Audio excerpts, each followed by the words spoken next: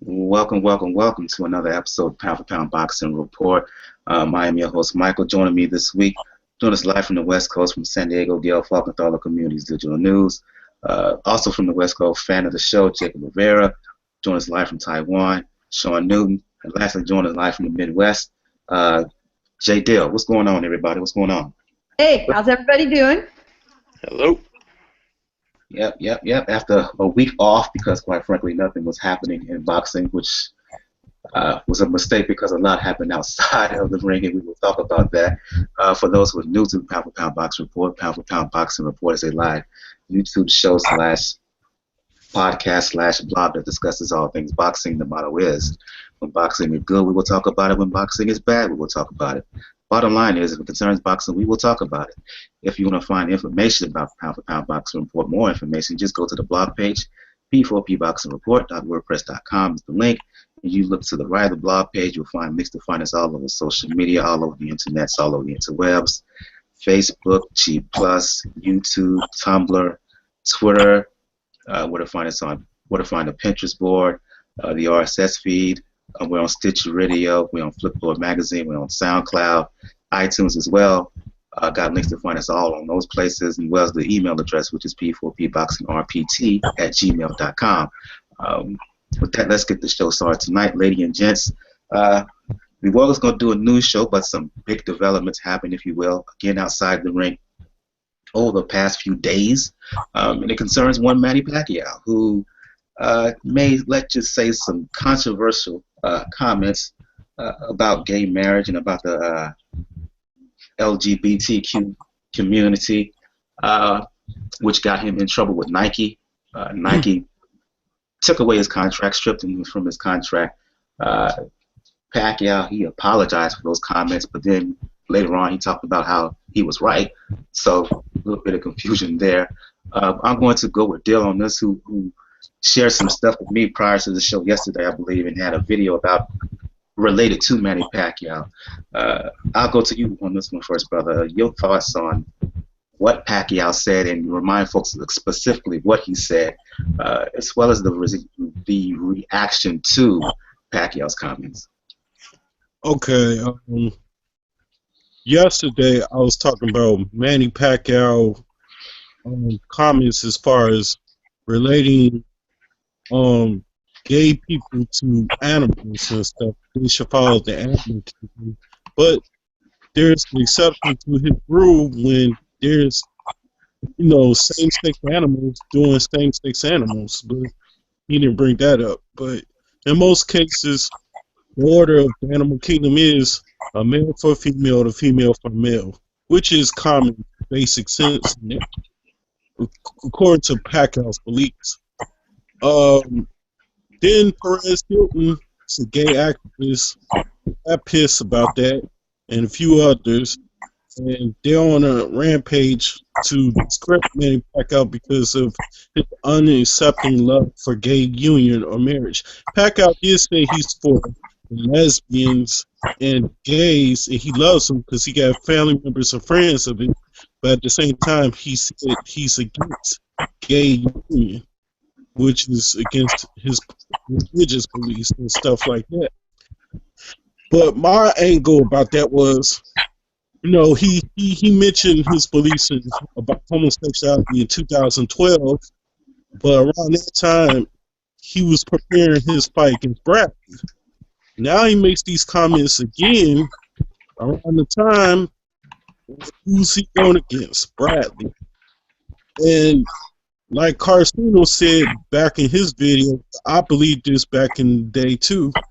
Did Pacquiao get penalized in that fight with Bradley when he was getting decisions or the benefit out of close fights with Marquez by not mentioning his beliefs about gays? But as soon as he fights Bradley, and he mentions his beliefs about gays, all of a sudden he don't get a close decision. And people to this day are still kind of befuddled about that.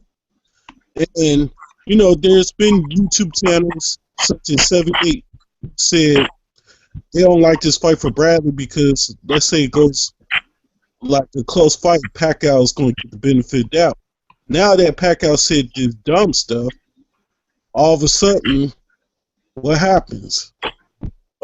is he gonna get screwed for a decision again, or will either fighter kind of separate themselves in this fight? Period. Where no injuries or excuses, and no, no, no nothing. We just see a good ass fight. But either way, I'm just saying, like, on a political point of view or a judging point of view, will Pacquiao get screwed against Bradley, and due to his political views on gays. And Pacquiao should know better, but you know, it is what it is. I'm going to go to everybody else and open up the discussion for everybody else. I'm going to start with you, Gail, and then Antoine Carter, who's joined us live on the show. Jacob and Sean can follow up. Your thoughts on Pacquiao, his comments, the reaction to what he said, and decision by Nike to terminate his contract. Well, it's interesting. Anybody who's followed Manny Pacquiao knows this is really nothing new out of him, especially since his religious conversion. He's made comments like this before. There's been an outrage before. I think he might have stepped it up a notch. But the fact is, at this point of his career, Nike doesn't particularly need the headache. He's not big enough for them to weather the shitstorm over it. There's very little more they can get out of him promotionally. I mean, he really is on the downward curve of his career. He's one or maybe 2 fights at most left. It doesn't really cost them much, to be blunt about it from a business standpoint. This does not hurt them to cut him loose at this point. It's just a hell of a lot easier. So I don't see this as anything particularly momentous. It's more of a business decision, because the truth is it would have been much bolder for Nike to cut him off 2 or 3 years ago when he first made these comments. Now it's not really tough for them to do this. Is it going to make a whole lot of difference? Honestly, I'm not sure it will. I'm likening it to some of the equally offensive comments we've heard of a sexist nature. And what's interesting to me there is, certainly we do not know the particular orientation of any of the various boxing judges, but we do know that of anywhere in boxing, one place there is some gender equality is in the judges. You've got quite a few women judges. Well, you've got guys like Floyd Mayweather out there, who a lot of women don't particularly like because of his outside the ring activities. He did his time for some of them. And if you think anyone was going to get penalized for his outside the ring activities by a certain class of people, it might be from some of the women judges. And they haven't. So I'm not big on conspiracy theories in general anyway. I don't think that the judges are going to feel any particular responsibility or necessity to punish him. I think what this is really telling us, the wrongness of the comments aside, as far as I'm concerned, is that there was a reaction, but it's tempered. What it's saying is, Manny, you shouldn't have said that, but the truth is, you're not quite the big star you used to be, so the scandal isn't as big as it might have been a couple of years ago. I'm going to go on to you, Sean. When I mentioned this on Facebook, you mentioned how, in your view, and correct me if I'm quoting you wrong here, please correct me, that more than the comments itself, you had a bit of an issue with folks using the Bible wrongly to push for certain levels legislation, if you will, or push against legislation that you felt was wrong. Speak on that now. Did I say something like that? You said something how you didn't. You made a comments about how you didn't like how the Bible was used as a context for folks to have such controversial views. I believe it was. Are you sure that's me? But, yeah. Really? Okay. But like I said, if I quoted you wrong, let me know now. Well, I mean, I think it's not a surprise that many religious groups feel the same way that Manny Pacquiao does. I mean, you hear it all the time, and I mean, there's still a strong group of people that are against gay and lesbians, and them having opportunity to get married and all other kinds of legislations to make them sort of a legal union. Personally, I mean, I have no issue whatsoever. So when I see Manny make those responses, I sort of think it's stupid, but based on his religious background, I'm not surprised. I sort of think politically, how is it going to affect his political career in the Philippines, where the whole gay and lesbian situation is, I mean, they're a strong religious group, I mean, as far as Muslims and Catholics, but gays and lesbians in the Philippines are pretty open. So I sort of think, how is that going to affect him politically as far as things down the road? I mean, as far as boxing related, I think controversy sells. So this coming out prior to the Bradley fight probably isn't a negative as far as selling the fight. It's probably going to help it a little bit, because a lot of people, as Jay Deal said, were sort of not so excited about this fight. But this sort of gives it a little bit of legs, it sort of pushes it and promotes it a little bit. Regardless of people buying it because they want to see Pacquiao lose because of comments that he said that they disagree with or whatever, I mean, it's still going to have people's attention sort of focused on the fight. So, I mean, But Sean, isn't there a fairly large contingency of Catholics in the Philippines? And isn't that the constituency that we're talking? I mean, we really have to think about those comments are coming probably as much or more from Congressman Pacquiao as they are Pacquiao the boxer. Sure. And Pacquiao has a lot more of his future as an elected official than he does as an athlete. Yeah. So that's where he's looking. And that's where I sort of wonder, because I mean, 90% of Filipinos are strong religious people, whether it's Catholics, Roman Catholics, or whether it's Muslims, who, I mean, we know both of their stances towards gay and lesbians are not pro-gay and lesbians. But the Philippines itself is very open with gays and lesbians. That's why I sort of, I mean, maybe politically it's good for him. I have no idea. I mean, I live close to the Philippines and I go quite a bit, but I don't pay attention that much.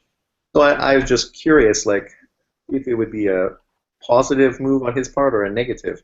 I mean, based on the religious foundation of the country, I can see it being positive, but if you've ever been there, you know that gay and lesbians, it's not hidden. It's not like Russia. I mean, it's very open. I'll go to you, Antoine, and then you can follow up, Jacob, with your comments here. All right. I mean, when you judge this Pacquiao situation, it depends on how you want to look at it. Do we look at it from a religious standpoint? Do we look at it from a political standpoint, or do we look at it from a sportsman standpoint? That's the first thing we got to break it down to.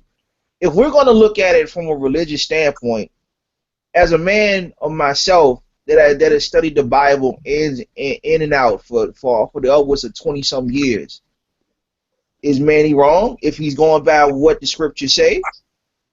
If you're going by what the scriptures say, then you would have to agree with Manny.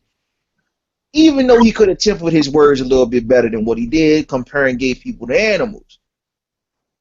From a sportsman, from a political standpoint, I don't know exactly how it is in the Philippines. Sean, you know about the climate over there way better than I do. So I don't know exactly, what those comments would do to bolster or hinder his political career. From a boxing standpoint, I'm going to judge Manny just like I've judged every other fighter by his exploits in the ring. Period. And what we have here is one of the best boxers of our era getting in the ring for maybe 1 or 2 fights. I applaud Manny Pacquiao for standing behind his words, even though Nike terminated his contract, even though people like Magic Johnson, who's expressed that he's no longer supporting Manny, and I know why. Look at his son, good Lord. But I applaud him for standing behind his words. I applaud him for for doing what he does. So I mean, I hope I brought clarity to the situation. But you know, like I said, I stand behind Manny, and he's man enough to carry his own weight. So it is what it is. Jacob. I mean, again, I think, he said what he said. Do I agree with it? No. But with this issue, and it's a big issue, whether a lot of people's, kind of pair it up with, the religious aspect of it, and you do, in a sense, have a religious freedom to think what you think and read into whatever you want to read into, and I can't say whether it's right or wrong. But I would say that the majority of sports in general probably feels similar to what Manny Pacquiao does. I don't see a lot of kind of champion of the LGBTQ, and a lot of the athletes are are religious. Now, the Nike thing, should they have dropped them? Was it the right thing to do? I mean, that's really up to Nike. I mean, it's their business. If they think it's going to hurt them from a PR standpoint versus a financial standpoint, I mean, that's completely up to them. But I'm not surprised by his comments. He's made the comments before. What's kind of crazy is that, he did make the comments before, and he still had the endorsement deal, and they're still running commercials and whatnot. So I'm not sure why they take a different stance today versus however many years ago he made the original comment. Well, that's easy. But I mean, that's just, I mean, it's a business, and it's their right to get rid of that contract. And if really the staying power of anything is, if you want to get yourself heard, use the power of saying, I'm not going to support this person, or I'm not going to watch this, or I'm not going to listen to this, or I'm not going to buy this. So I mean, ultimately that's what's going to be the downplay effect, to see if that actually has any ultimate effect. Okay. Here's the thing. Why did Nike decide to terminate his contract now as opposed to then? Because they could afford to, without too much hit on them. The reason they didn't do it in 2012 because Pacquiao was still on the ascend. He still had money on the potential. His marketability was at an all-time high. Pre-Mayweather, now post-Mayweather, he lost. Why have him there? He's on the decline. He's towards the end of his career.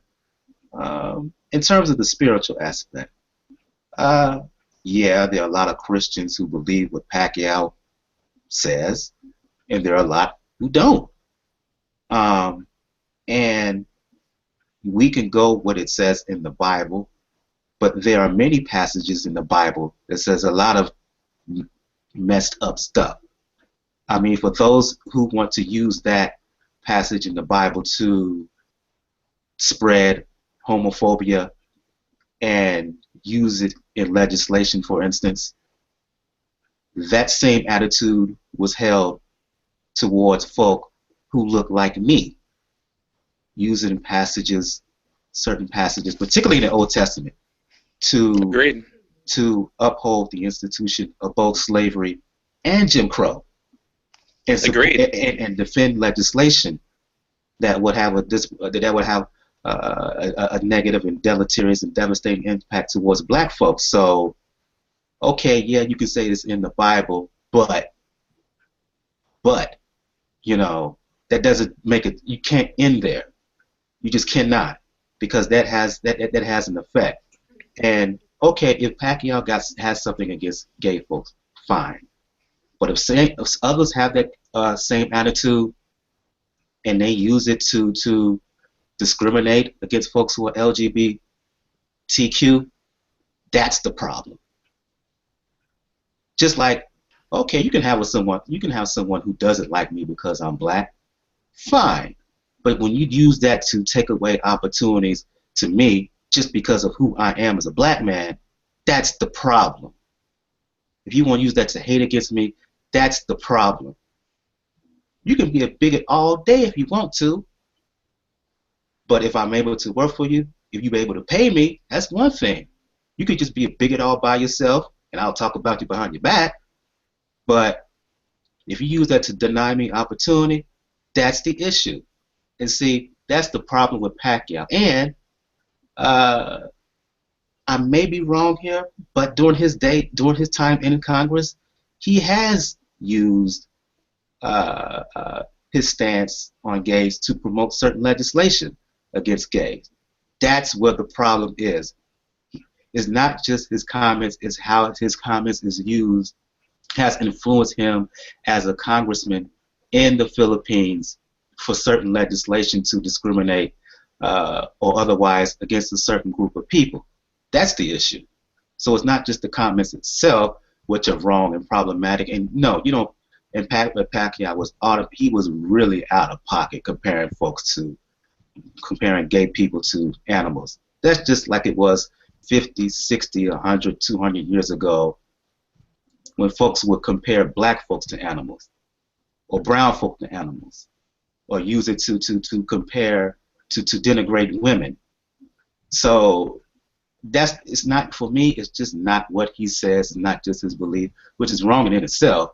It's the effect of what he says and how people with similar type attitudes, how it affects us not just on a personal level, but on a political level, economic level, and otherwise. All right, hold on. Let me ask you a quick question. All right, as far as some of the statements that you said, I agree with them. I want to ask you a quick question. You're not comparing the gay community to being black, are you? As far as some of the things that we went through. No, but you have to also. I just want to make sure, because let's keep it. Let's look at this. From a realist perspective. You and me, we don't have a choice of what skin tone we have. You're right. You're absolutely right. The problem with people who say that, they say that as if there hadn't been gay black folks who have helped in the progress of black people. You can't sit there and deny James Baldwin, the literary work of James Baldwin. You can't deny the progress of a Barbara Jordan, what she did in Congress. Hell, the March on Washington was organized in part by Bayard Rustin. He was a gay man. True story. Yeah. I just want to make sure that we don't compare, because it's two totally different struggles here. You're right, but the same thing. If you are for civil rights, if you are for social justice, if you will, with human rights vis-a-vis black folks, for me, you can't sit on the sideline when another group of people or the same form of legislation are being pushed against them. We can't be that self-serving. We can't be paternalistic in that way. How is it not similar though? I don't get that part. Here's what Antoine is basically saying. There are folks within the gay community who can get by, and I'm saying this, Gail, I'm apologizing to you up front first. There are gay folks, particularly white gay folks, who will sit there and be in the closet, hide in the closet, still advance over a black person, and whenever there are issues vis-a-vis and discrimination and whatnot against the black community, there are too many folks in the gay community who should be aligned with us. They sit on the sidelines. That's what Antoine is basically saying. The feminist movement, just like the feminist movement, organized by gay, lesbian women, and usually, like for instance, this police brutality. What these black women had to deal with last year with police brutality. What was the feminist movement to protect them? You're right. The same feminists who jump up and defend a Madonna back in the day for certain things, they will turn around now and call out Beyonce for Formation. The same white feminists who, too many white feminists, when it's discrimination against them, they jump up and say stuff Where are they when it came to Sandra Bland? Where were they when it came to Hulk Squad, that Oklahoma cop who went out and purposely raped and assaulted 13 black women? You didn't see too many white feminists sat on the sideline and said nothing. So that's what you're talking about. And the same thing with, there are some gays who sit on the sideline when it comes to issues with us, and that's what Antoine is speaking to. But still, again, I have to say, if I'm going to be here and stand up for discrimination against us, discrimination against brown folk, discrimination against women, straight women, I just have to defend it across the board. And when you put down, and again, the effect of Pacquiao's comments is that it's one thing for a boxer, and a boxer in the Philippines would say that. It's another thing for someone here in the United States, in the Congress, or in the White House who had the same thing. Because you got to admit this as well, Antoine. The same folks who would put up anti-gay legislation, they will also put up legislation, for instance, that will strip voting rights away from black folks. You have to admit that. Oh, for sure. So that's why I have to totally be consistent in that card, and that's why I have to make some correlation. Well, and speaking, it was one of those white ladies, which last time I checked, I think I still am. You know, when we achieve rights for one group, we help step it up for all groups. Every little piece helps the next piece. I think what happens, though, with a lot of people is they're so damn tired fighting for their own group's rights, they don't have a whole lot left in the tank when it comes to jumping on board the rest. But that's a problem. Everybody has to be faced in the same direction. It just would be a hell of a lot easier if a live and let live golden rule mentality applied for everything. It's not complicated. Apply it to everybody.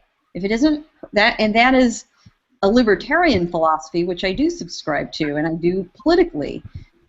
You know, if it is not hurting you, if it is not affecting you personally, monetarily, you know, in any other way, don't worry yourself about it. Live and let live. Different strokes for different folks. Let it happen. I disagree with that, but we could have that's another discussion for another day. Yeah. Can I ask I mean, as long something? as there's no criminality involved and everyone's rights are protected, everyone should have freedom what direction they're going to go in, and their rights should be protected to do so. What was you saying, Dil? Yeah, I was going to add on to Pacquiao angle as far as his endorsements.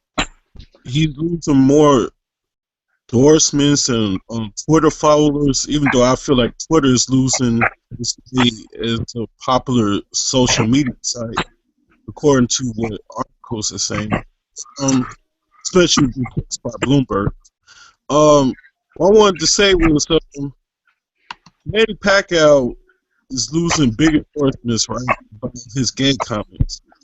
But how come a guy like Peyton Manning, like Pacquiao, gets accused of PD one angle, the next angle get back accused of being a prankster when it comes to exposing his private parts on a professional female's face, and he undiscloses their disclosure in the book and breaks that privilege, and then gets another privilege with another settlement, and all of a sudden the media never scrutinized him about it. But now that it's coming up to service, how come none of these endorsements, like Papa John's, DirecTV, Nationwide, NFL sponsors, how come they all not, the backhandlers are not all coming around to just say, hey, we're going to drop you, Peyton, or we're just not going to back you for a while, but you still good in our book. But also I want to say is, you know, people might force Pacquiao to retire quick, but the same thing might happen to Peyton.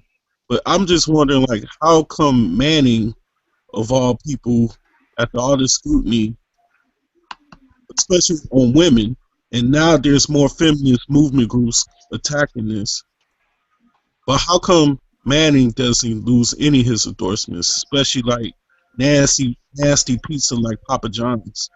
of all people. Because in Nike's case, they're really not losing a lot of money. No, they're Manny's not. making that much money anymore. Peyton's still making a shitload of money for all these people, and there is the distance of quite a few years in between. So you've got the distance of time, making it seem a little paler in comparison, right or wrongly. That's the truth. And Peyton's still a money-making machine. And he's still going to be a big money-making machine right up to the time and shortly after he retires. And then, his star will fade. But, that's a much tougher choice. Much, much tougher choice for them.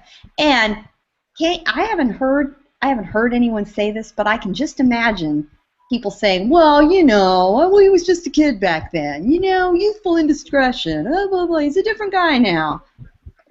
Rationalization is a very interesting thing. In short, it's really tough. The reason why, because it's really tough to demystify the mythology of Peyton Manning.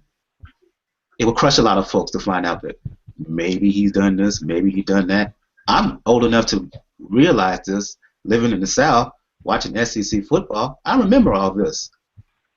And so when this came about, I'm like, where y'all been?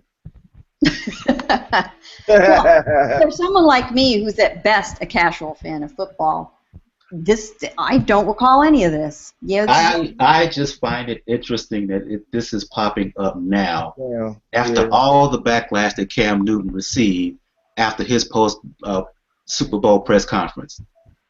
Hey, but look what him and how people were using him, making a comparison to Peyton. And I'm sitting back thinking, Peyton, he's not a saint. He's done this. He's done that. I'm not saying he's a bad guy. He's a good guy for the sport, but he has a past too. No question. Yeah. Yeah, but look at what they did with Jameis Winston, And then when he gets in the league, they say, is he mature enough? Did Peyton Manning have to hear that stuff when he first got in the league?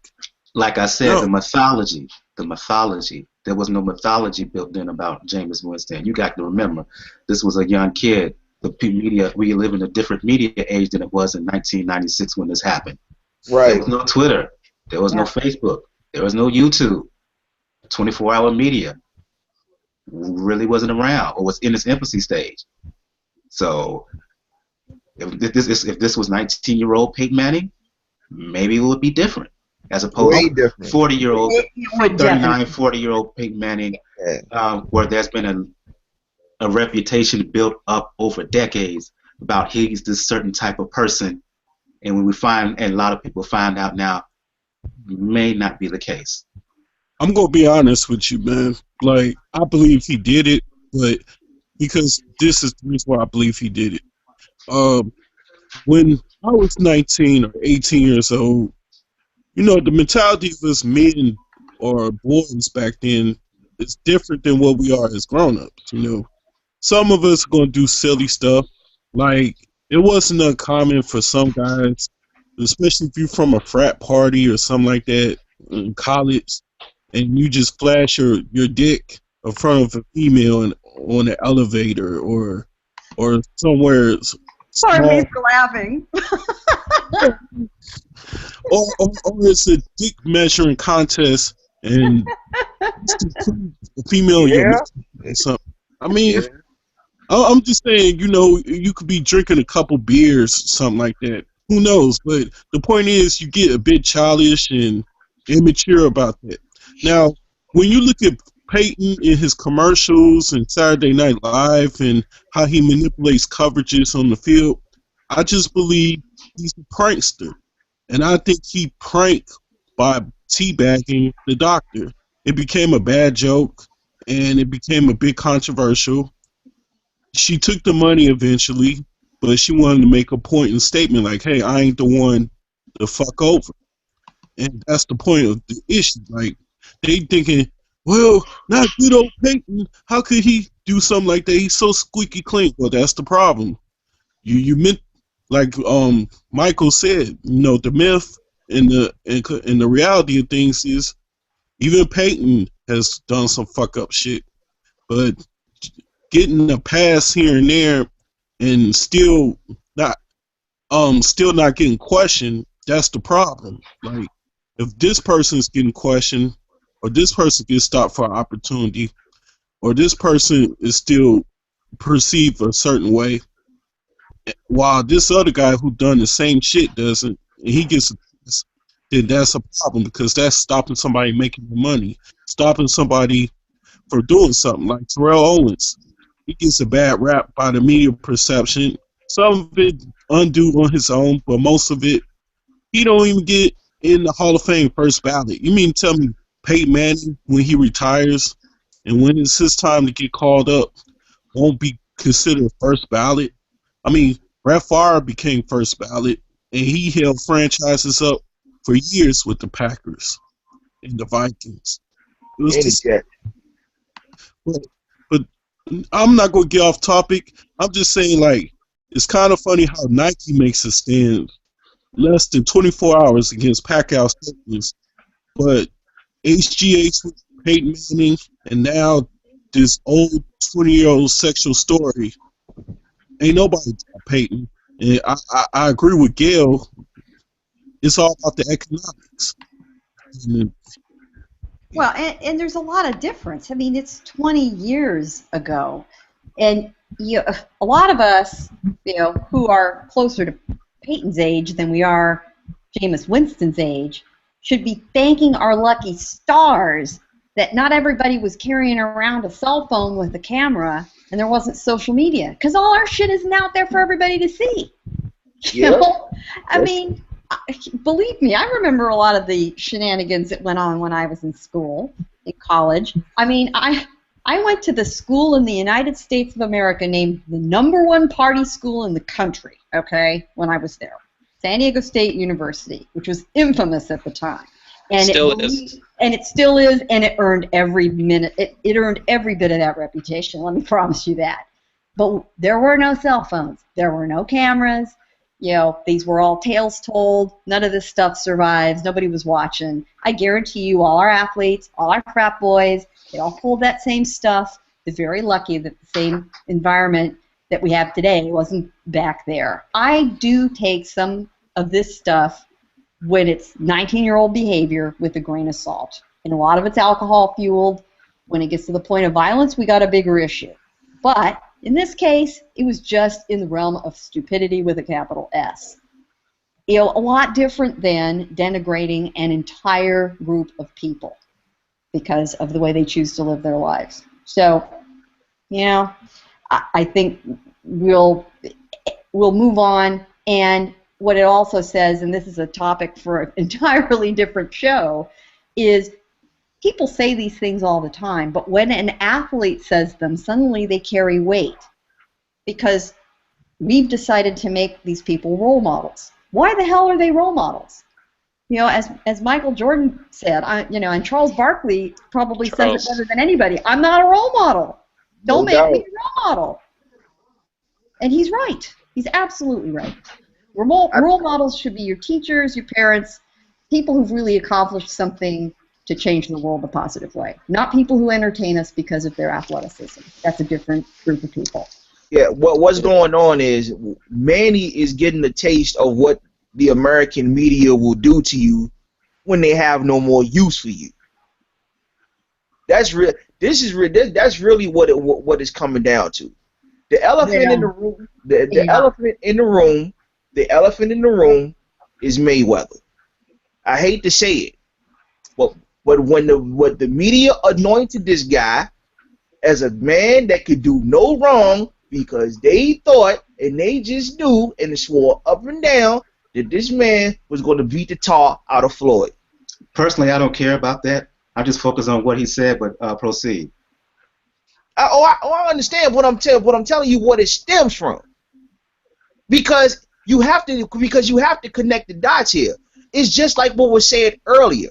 He made similar comments earlier at the height of his career when he was in his prime, so to speak, and he was allowed to get away with it. Well, who let him get away with it? It was the media. Why? Because they put him on a pedestal because of what they thought he could do. Well, and the world's feelings about this have accelerated in the last few years too. That's a little part of And it. also, yeah, true. Let's be clear. Manny's in. This is a very interesting phenomenon in the field that I work in public relations. There's something called unintended audiences. You're making remarks specifically to a certain group of people, which is exactly what Manny was doing here. Unfortunately, you can't always confine those remarks to the intended audience. It's overheard and spread to what we call unintended audiences, who may take great issue with it, and that's exactly what happened here. Manny, for some reason, didn't think for a minute that his remarks were going to carry outside the sympathizers that he intended to hear them. They went to everyone else too, and that got him in big darn trouble, because in this case he was really speaking as a political figure, not as an athlete. And anymore, if you look at Manny Pacquiao, the person, as a pie chart, at one point it was the teeniest little sliver of him as a politician, and the rest was athlete. Now it's the opposite. Very little of him really is focused on the athlete part, except for the bank account. His future is as an elected official. But that's on him, though, Gail. It is on him. It is on him. Absolutely. So that's why there's some accountability that needs to go to him. Well, and if anything, the remarks take on much more importance now because he is considered a political leader. Before it's an athlete mouthing off, it's equally offensive, but it isn't. It isn't the remarks of someone who can affect public policy. And it doesn't help. And it doesn't help. It doesn't help Pacquiao when you give a non-apology apology. Well, and that we could talk about, but yeah, there's nothing worse. If you're going to apologize, you got to do it all. It's all the way or nothing. There's no in-between apologies. You either do it right or it doesn't happen. Now, I completely agree there. This was I love all people. I think he said this the last time, and it didn't work then either. Right. Let's move on. I know people with you talking all this stuff. This is not really boxing and whatever, but it kind of is, because he said it. He gave a response to it after folks caught hell, and it is kind of related. The Payton stuff. Why are you talking about that? Because there's a correlation there. But let's get on to boxing, if you will. While we were off, there was a lot of fights being announced. Thus the name of the show, Jesus Be a Matchmaker, which I have to say, from Miss Boxing Diva, past guest on the Pound for Pound Boxing Report and future guest. I'm hoping to have her on the next edition of the Ladies Love Boxing episode. So I got that from her. I have to give acknowledgement to her. The biggest fight that was announced while we were off, and I'm going to go to Sean this one, I'll meet your mic. Canelo Alvarez, Amir Khan, a shock to the system of all of us boxing geeks when we first heard about it. Your thoughts what was your thoughts when you first heard the announcement? I personally thought it was a troll move. I didn't believe it at first until I saw it on the site itself. But interesting fight, bold move by Khan. I'm side-eyeing Canelo a little bit, but I have to say, being a critic of Khan for many years, I give him credit for taking such a bold step. He's going for it all here. Well, Canelo sort of proved me wrong. I was saying when people were talking about him not being too interested in fighting GGG and that the fight probably wouldn't happen until 2017. I often stated, well, who can he fight that is going to be a pay-per-view event? Because he's at that level now where every single fight he has needs to be a pay-per-view event, especially that he's taking over those 2 Floyd Mexican holiday dates. So I was thinking he needs to fight GGG because, who else is there? And then he picked Khan. And, personally, I think it's a great fight, entertaining. It's a good contrast of 2 different styles, the slugger against the boxer. You have a guy who has been exposed for having slow feet, no ability to cut off a ring, and you have another guy who's been exposed of having a weak chin. So it's bound to lead into something exciting, and it's another great fight that we've had signed for 2016. I know there's lots of people that are skeptical about it, but Canelo is basically a 154 fighter. Khan is a 147 fighter. Well, the weight 154, okay, more 160, but that's neither here or there. Yeah, but I mean, he's been fighting at that weight, even though now he's at 155. I mean, it's only 1 pound different than 154. So it's not so different than anybody else he would have fought anyways. But a Khan, it's an exciting fight, more than picking a guy like Rosado or somebody else that people were talking about him potentially fighting as his in-between fight, because he just had a big fight with Cotto, and there's talk that in September he's going to have the big reunification fight. So we knew it was going to be a fighter of a lesser caliber. So I think this was a great opponent, and I mean, for boxing, it's exciting and entertaining, and I think excellent. I still question how good the fight will be. It will be because I still have my issues with Khan. I'll save that commentary for later. I'll go to you on this one, Antoine. Then you can follow up, Gail. Your thoughts when you heard the announcement that when you heard that Canelo Khan was happening. I immediately thought it was a joke. And in all fairness, I still think it is a joke. I think this is a trash fight all the way around. We're talking about the lineal middleweight championship of the world being on the line against a guy who hasn't even competed at 154. That's number one. There's no way to get around that. Like, what significance does this have other than just two names fighting? I understand that, Canelo, for some reason, he has the right to a voluntary, and that's cool. But good grief, man. I mean, a career 140-pounder who only had, 3-4 fights at 147 is getting a crack at the middleweight championship. I mean, I can understand for namesake and a glass chin. It's cool. But why does the middleweight championship have to be on the line? Like, really, he could have, if he wanted to, if it was really proven that Canelo could carry a pay-per-view, which I think he does, because 350 and 375 is cool with me. I would have much rather him face one of the Charlo brothers, Demetrius Andrade, or somebody like that who actually had a better skill set than Khan, who would have been more of a problem, who would have been more of a matchup. But we all know, for me personally, it's not a question of if Khan is going to get caught. It's more of when he's going to get caught.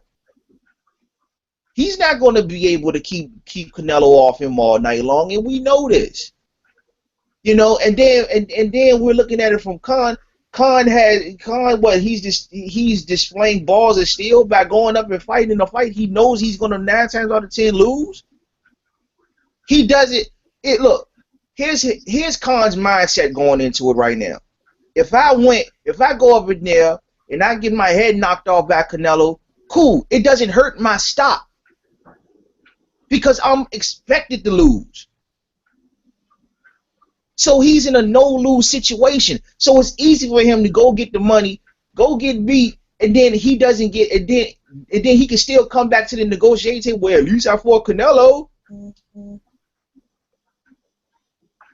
That's not balls of steel. You know what I mean? Balls of steel is actually him going fighting Brook, or at least having the balls to avenge one of his losses. So that's my thing on the fight. I think it's a joke fight, man.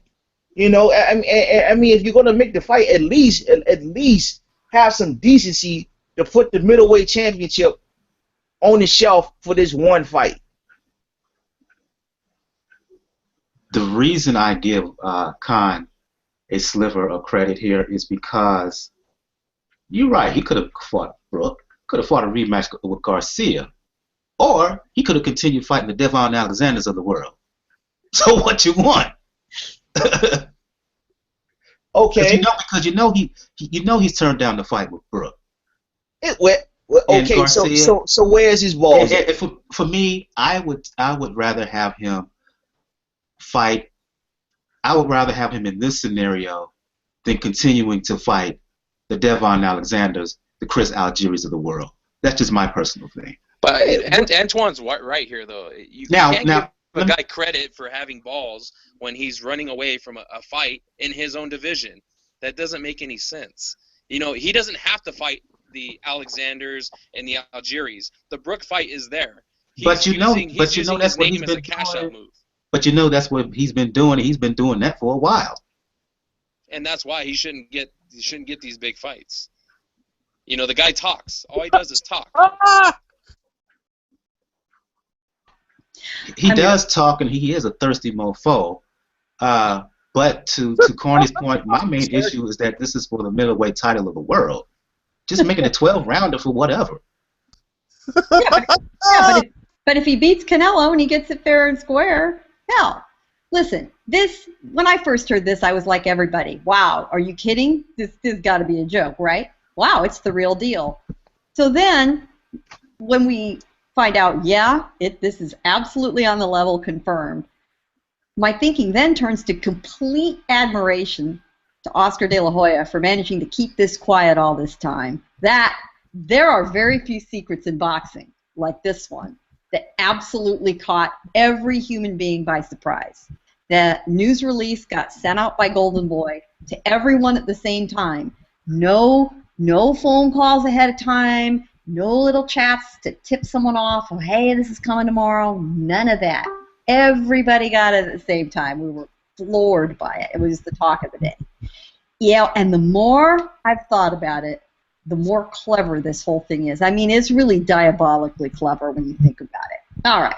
So, first of all, the reason that this is happening is because, say what you will about it, Charlo or Andrade being a better opponent from a sporting standpoint, Khan is the guy that will help Canelo fill that new T-Mobile Arena in Las Vegas. He will sell tickets. The British fans will show up in droves. They will party like there's no tomorrow in Las Vegas, spend lots and lots of that converted money, and they cannot wait. They're going to open that brand new 23,000-seat arena, and I'm sorry, neither of the Charlos or none of those guys can fill it.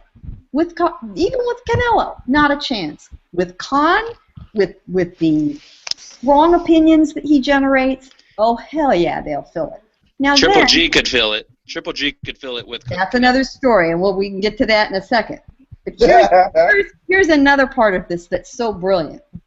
All right, so here's two scenarios. Either Amir Khan wins or Amir Khan loses. Either way, he gets a big check. If he wins, then he's got something extremely appealing that someone like Floyd Mayweather wants. Floyd Mayweather can become a 5-division champion and get that 50-0 for big money and big stakes, and Khan can ride that all the way to the bank. Brilliant. Maybe, all right, but maybe the more likely scenario, Khan loses. Floyd could still call him out, make big money. Khan could get another big paycheck, because what that does is assure Floyd, hey, I could kick this guy's ass for big money, and he brought fans in. Great, so I'll fight him anyway, because Amir will still want to fight him. Amir does not have to risk it at 147. He can get a big paycheck while he's doing it. You know, everybody rides. There is so much money to be made on this, and I am very interested to see what happens after this fight. For Canelo, you know, this is a bit of a risk for him, even though he's an odds-on favorite. You'll see what happens, but it's going to make everybody money, and that in the end, you know, as much as there are many people who like to try to ignore the fact, boxing is a business as well as a sport, and this is going to make everybody a lot of money. Well, for Canelo's sake, he better not only win, but he better win in an impressive fashion, and he must fight Triple G after this. Yeah. No ducking, no hiding. He's not going to fight him. He's not going to fight him. Well, if he doesn't, he has no credibility as a middleweight. He can't call himself the middleweight champion. He can't. He's been lost that. But everyone needs to stop being too hung up about the belt. Yeah, everybody knows it's a joke that the lineal middleweight belt is not held by what we all consider a true 160 middleweight. But for the purpose of this particular fight and the implications, especially moving forward, it only matters when you imagine Khan holding that belt and then everyone else wanting to go after it. I'll tell you one thing. There is no way in hell, and I will stake the mortgage to my house on it, that Amir Khan would fight Triple G if he got the belt. Not going to happen. And for his own health and safety, I would advise him not to do it either.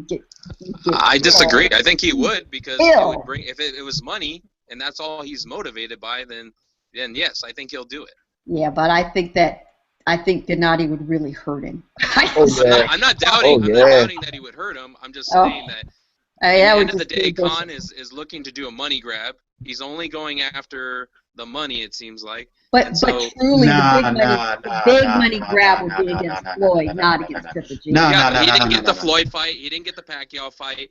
And what was the next one in line? Canelo. And what makes you think that Floyd would come back to fight Amir Khan? Should he beat? That's what I'm saying. I hope Floyd comes back and fights Brooke. No, but that's not a money fight. That's not a money fight. Khan is looking at a chessboard. He's looking 2 or 3 moves away. What he really wants is something to dangle in front of Floyd, either easy pickings or a belt. Either way, okay. Let's get Dill on this because he's been silent. Your thoughts on all this, Dill? First and foremost, as you can see, my facial reaction. Man, just thinking about this fight makes me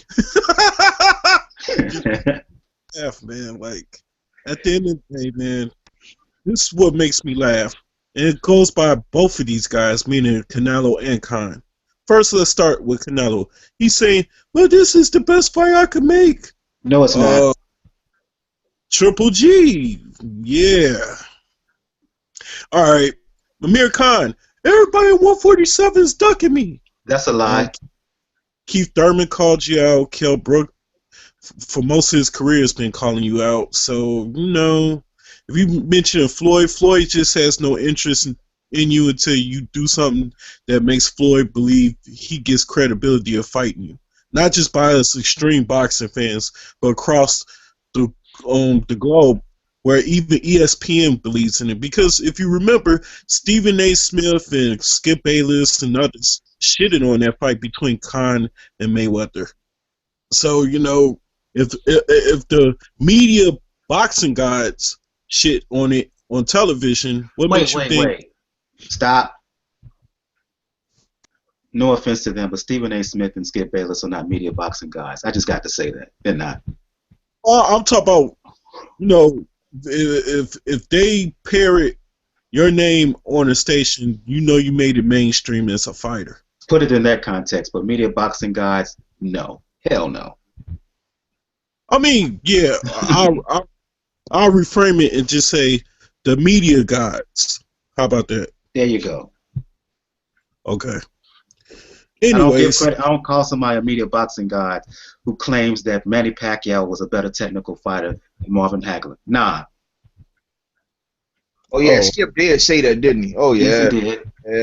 Yeah. And claimed that a prime Manny Pacquiao would be the Sugar Ray Leonard. Stop lying. Well, he's a moron.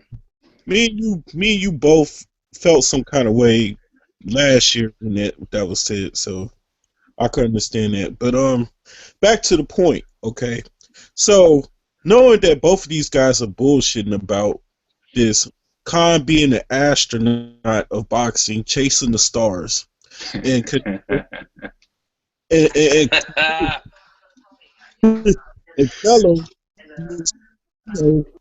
following Daddy Oscar's orders and stuff like that, because they try to make money and save their investment, because Triple G is just going to be a problem regardless whether you wait this year or next year. But the reason why Canelo must fight Triple G after this fight, if he beats Amir Khan, let me give Khan some type of respect. As much as I don't see it, I'm just going to entertain it. If you're going to fight a guy that's willing to go up a weight division or two to fight you, then you could move up 4 fucking pounds to fight a legitimate fucking middleweight. I mean, balls up, and plus you got the prime factor in, meaning you got the youth, and you got the fan base, and the Mexican fan base, they got pride. They don't want to support a pussy. They want to support a man's man. And Canelo, after this con fight, you got to be a man's man. Once again, like you did with Lara, like you did with Kirkland, like you did with Angulo. Now you got to do it with Triple G, who's a different monster. But, to the fight in itself, oh, God. Khan, if he boxes smart, he could survive some rounds and win it. As far as winning the fight, but he's so predictable eventually that Canelo is a smart fighter. He'll time him and hurt him, eventually go to his body and throw vicious uppercuts that's going to end the fight. I just don't see it no other way. I mean, as much as I could, Khan has speed. Khan never fought at this weight division, nor for this weight division, and he's been inactive for almost a year. So his timing might be off. He might be a bit sluggish. I mean, I don't know. So all advantages still go to Canelo. Khan just gets a name, but more than likely he's not going to make an exclamation mark and make a name for himself on pay-per-view when he's 29 years old. So it's a lose for Amir Khan, in my opinion. Khan could conceivably beat him. The problem with Khan is not just his chin aside. The problem with Amir Khan is discipline. He has to fight damn near the perfect fight in order to beat Canelo, who's improving, who's getting better, who uses his head more. I think he shuffles his feet, moves his feet more, foot movement and whatnot. There's always a moment with Khan. Well, two moments. One, Khan, as I said on when I was on Daniel Carpio's show with Jacob, is like on the one hand, he fights like he eats a handful of jumping beans before he gets in the ring. He bounces around too much, but at the same time, once he slows down, he stays in the pocket too much, which allows him to get caught. That's what happened with Garcia. He stayed in there too much, he got caught. Maidana, he stayed in there a little bit too much and he got caught. Prescott, he stayed in a little bit too much and got caught. And once Khan gets hurt, he stays hurt. I just don't see the discipline in Amir Khan fighting for 3 minutes of a whole round, for a total 12 rounds to stay in there with a improving Canelo. Unless Canelo, the effort to get down to 155 really starts to catch up with him, Khan can make it interesting, but from my perspective right now, I just don't see him winning. 2-1 discipline, too small, and I don't know if he can hurt Canelo, and if Canelo can get to his body in any way, it's over. Because if you believe me, Canelo being an A-side fighter, he's going to make sure he gets a referee in there that's not going to let Khan hold excessively, which is not really Khan's game. So it's going to be really, really tough for Amir Khan to win this fight. It really is. Let me ask everybody a question. As far as Canelo's camp, how do we grade Chepo, his trainer, as an elite trainer? Because one thing that I'm noticing about Canelo, and this is the one thing that I always have against him, is that he seems gassed in the later rounds whenever he goes the later rounds. That's due to the issue of getting down to the weight. That's what that is. Okay. He actually looked pretty good against Cotto. He did not get gassed at all. They went a full 12. He went full steam. He didn't take a whole lot of rounds off. He took a couple off, but so did Miguel. And that's not unusual. We can't have a Mira Vargas barn burner every fight. But he looked good. He looked fine. And the truth is, Eddie Chapo's son really does 90% of the training for Canelo. Chapo is sort of coach. He's sort of trainer emeritus at this point. He's not active in the ring like his peer Nacho Beristain, for instance, who's really, really in there with his guys. Chapo is kind of, if you watch them train, he's kind of off at the side. Okay. Yeah, Right. he's sort of the architect of the plan, but it is really Eddie that gets all the work done. Okay. And Eddie, not that much older than Canelo. And it's really similar to Sugar Ray Leonard. Angelo Dundee got all the credit for being his trainer. That wasn't Sugar Ray Leonard's real trainer. Sugar Ray Leonard's trainer was Jenks Morton. Yeah, exactly. Yeah, bingo. Exactly. That's exactly what it's like. I mean, Dad, the senior Reynoso is the guy that grabbed the 15-year-old off the streets and started with him, but he's receded into the background at this point. Nice guy though. One of the nicest guys in boxing you'll ever meet. Okay. Because Can, the Cotto training camp, and the Amir Khan training camp, that's roughly around the same time length. That's what I'm thinking. That the Canelo training camp, Length of time. Yeah, the length of time they both have to prepare. I think he had I'm doing the math in my head. It's close. I think he had a little more time for Cotto. But, it's not when it's announced. It's when they all get to work. And, Canelo still maintains, Mexican residency. But the truth is he's here in San Diego, a few miles up the street from me most of the year.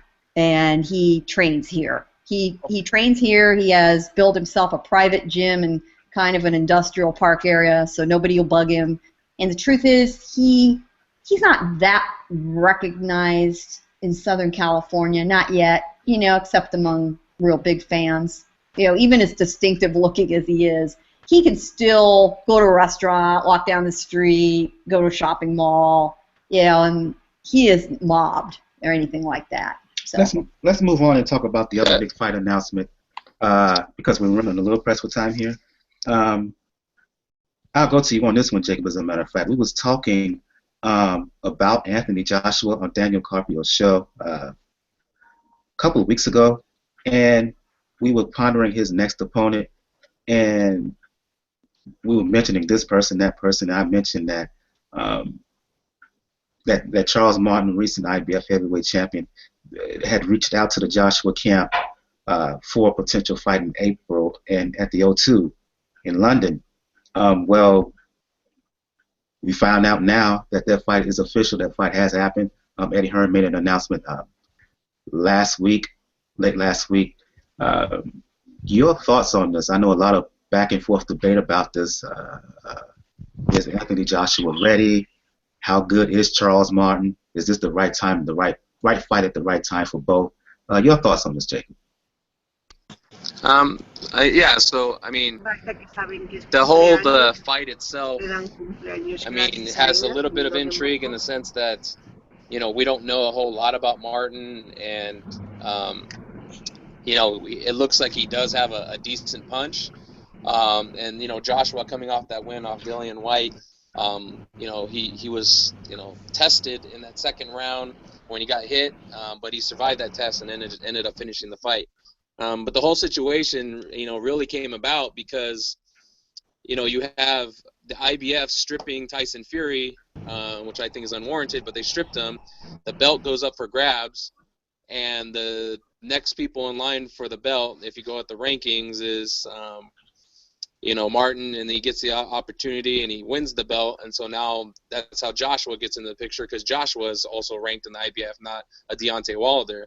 But I mean, there is some correlation, I think, with the trouble that Al Heyman's having as far as money, on whether he was going to make a fight, because Martin's isn't as stable as what kind of fight he's going to make, because he's dealing with the whole Wilder thing. But I mean, I think it's a decent fight for Joshua. It's a a way to become a champion. He'll have home court advantage, and he needs to take these little step ups. But again, I think there's a lot of questions about Martin that are unanswered. But we'll see what happens. I think there's Daniel joining us live right now. Daniel Carpio. I'll go to you. I was on your show and we were talking about this, and I had mentioned that Martin and Joshua may happen, and indeed it is happening. Your thoughts with the announcement of Martin going to England to fight Anthony Joshua. Are you there, Daniel? I don't think Daniel's there right now. I'll go to you on this one, Dale. Open up your mic. Your thoughts when you heard the news. That must be me. Talking about Anthony Joshua versus Charles Martin. Yeah, Anthony Joshua and Charles Martin. Man, I was geeked up. I was one of the first few that reported it on YouTube. 2 minutes after he put it on Twitter, but before he put it on Twitter, I announced he had an opponent that was going to announce on Sunday, and a lot of people in my comment section said it was going to be Martin because why would he say he got a big announcement? I just didn't think Charles Martin was willing to risk 50% of his paycheck going to fight, Joshua at the UK in the O2 arena. But either way, kudos to Martin for calling for this fight, and kudos for Joshua to take the challenge, even though he made a remark saying he's not ready for world level. But I think when he says world level, I think he's mentioned that for a few fighters like Klitschko, possibly Tyson Fury, those type of guys. But majority of everybody else, I don't think Anthony Joshua is considered like world level. But either way, like, if you say you're not ready for world level, then why are you fighting for a title? Why are you trying to go for the IBF? It's like the Glasscoff thing, like you're number 2 in the WBC ranking is close to fighting Wilder, and you go over to the IBF and try to get a title against Charles Martin, who's the greenest and weakest champion in the division, possibly. We still don't know what Martin's made of, but we will, in this, because the truth will speak louder than our words ever will. And either guy could get knocked out because they're both stiff as fuck. I'm just gonna be honest with you, man. Like, in a way, I'm glad 2 young prospect, now world contender fighters in the heavyweight division are fighting one another. But at the same time, it cheapens my thrill for it because neither one of them should be champion right now, especially the level of opposition they've been fighting. And number 2, Joshua contradicts himself like a Glasscoff by making similar moves. By being highly ranked in the WBC, possibly can get a Wilder fight eventually and earn, but goes over to the IBF to fight Martin, just like Glasscoff did. But either way, neither here nor there. Now, who do I see in the fight? A lot of people got Joshua, but I could see how Martin could win this fight.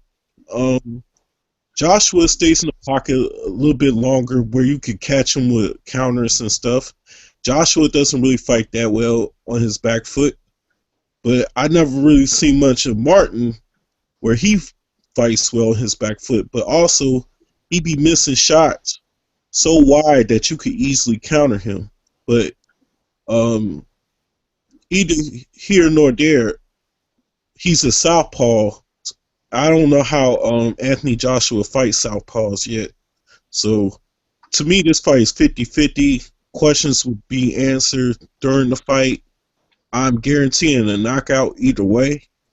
Overall, I just don't like how Anthony Joshua says he's not ready for world level, but here he goes for an IBF title. Let's say Tyson Fury was the IBF champion still. Do you think Anthony Joshua would jump loopholes to take on an IBF title fight right now? Mm-hmm. Let's say it's Povetkin. No, I don't think so. Not at all.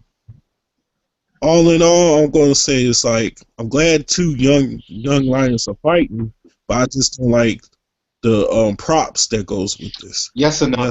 Yes or no? Do you think they're forcing this fight on Joshua when he may not really want it? I think both guys look at one another the same, like, oh, I could take this guy. And I would get credit for it, and it will improve my rankings in the division, and I might become a star or a player in this division. I get my respect by other fighters. I'm just thinking, in essence, that's what their mentality is. First Gail, then Antoine. Well, I think it's a good fight for both these guys, but for different reasons. Martin, give him props, gets to step up in competition. If not in actual physical competition, it's going to be perceived as a step up in competition for him, and definitely in visibility. It's a great move for him, and it takes a little bit of brass ones, and good for him. It'll get him a decent paycheck, and he does have a belt. Regardless of how he got it, he's got one, and so he has to give that. He has to put that on the line. For Joshua, he has very little risk here. If he wins, he gets that belt, and then he's got something to dangle in front of some bigger fish as a lure, which is terrific for him. I don't think he's going to have much trouble with Martin, but we could be surprised. I just, in the few times I've seen him, and in the very few minutes we had to see him in his last fight, I didn't see anything that particularly impressed me, but sometimes from a crazy fight like that, learning occurs, and he steps it up, when he's asked to. They rise to the level of their competition, and I think it's a good matchup. All in all, considering who else is out there who's willing to get in the ring, no complaints.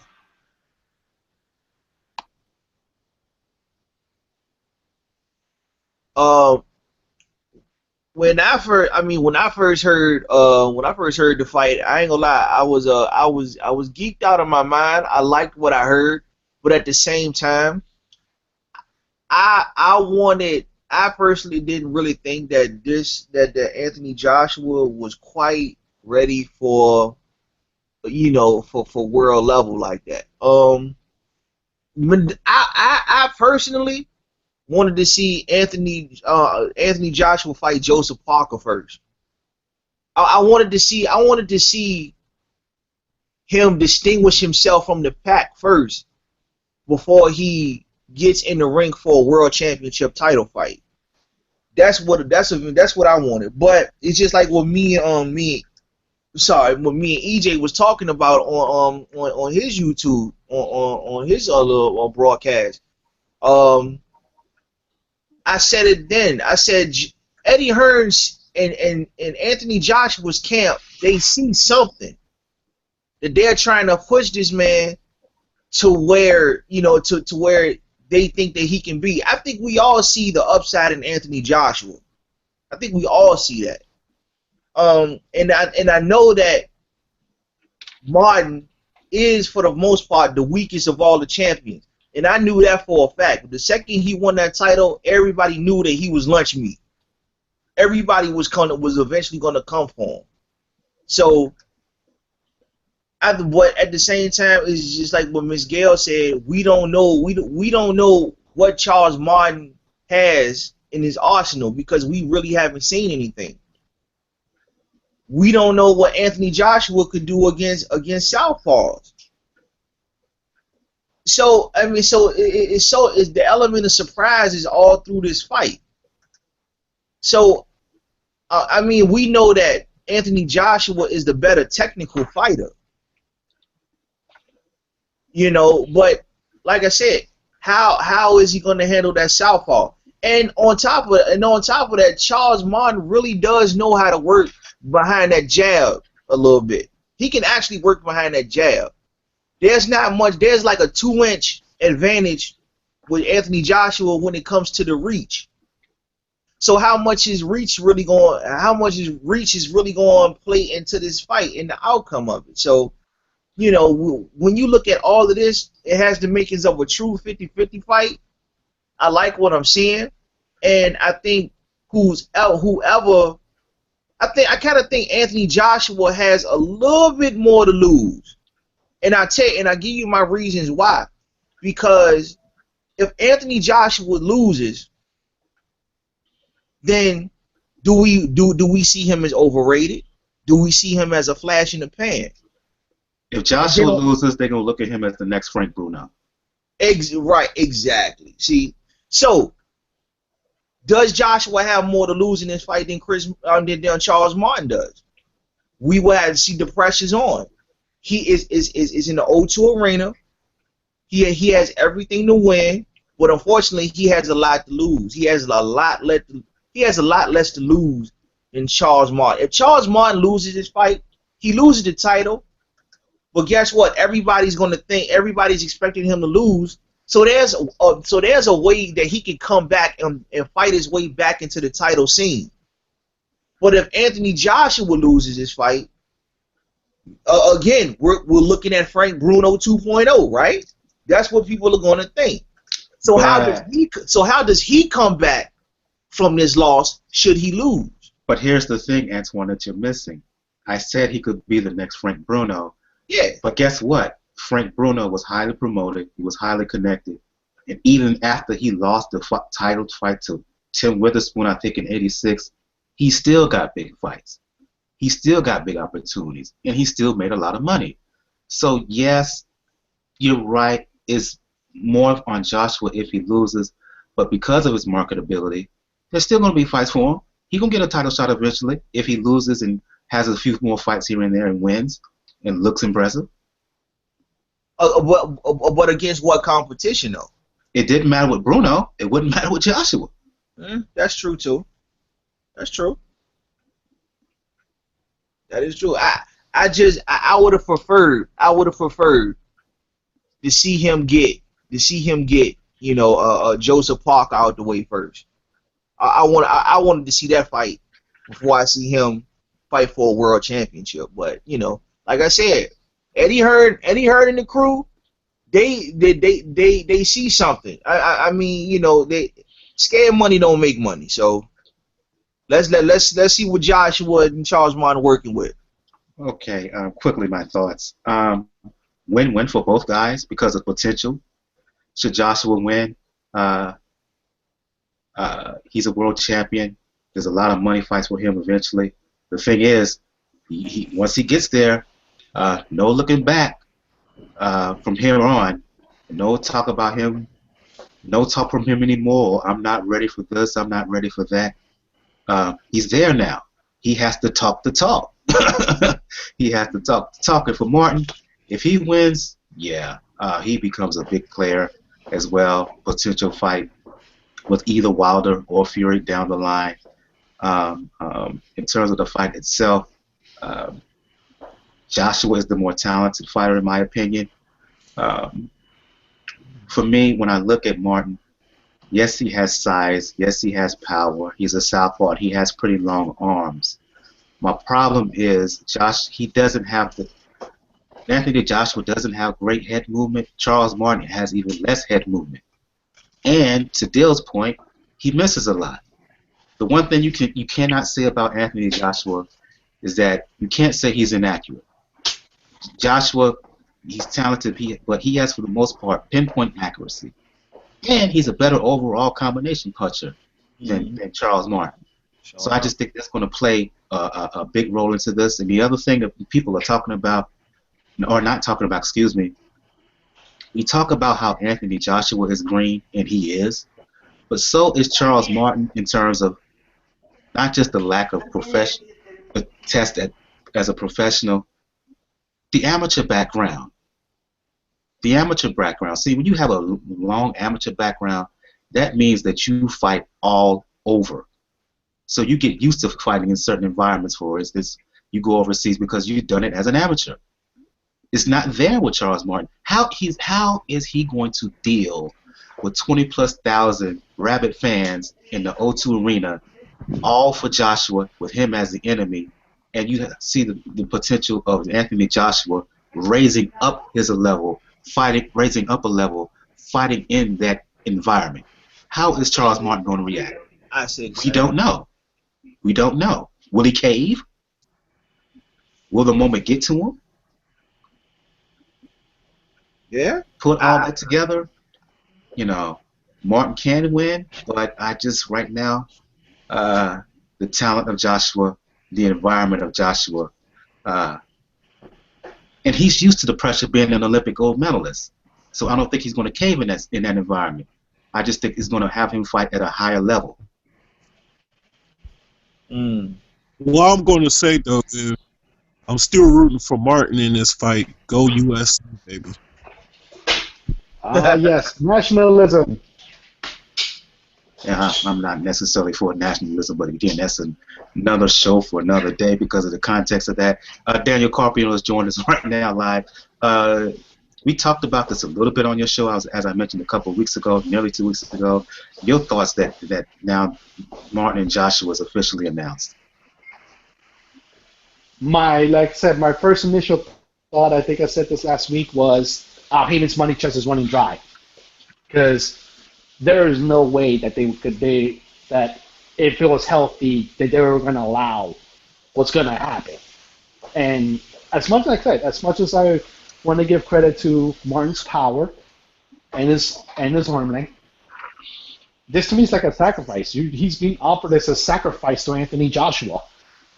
Because he's the better, like I said, he's the better overall fighter. He has better technique. He's more accurate.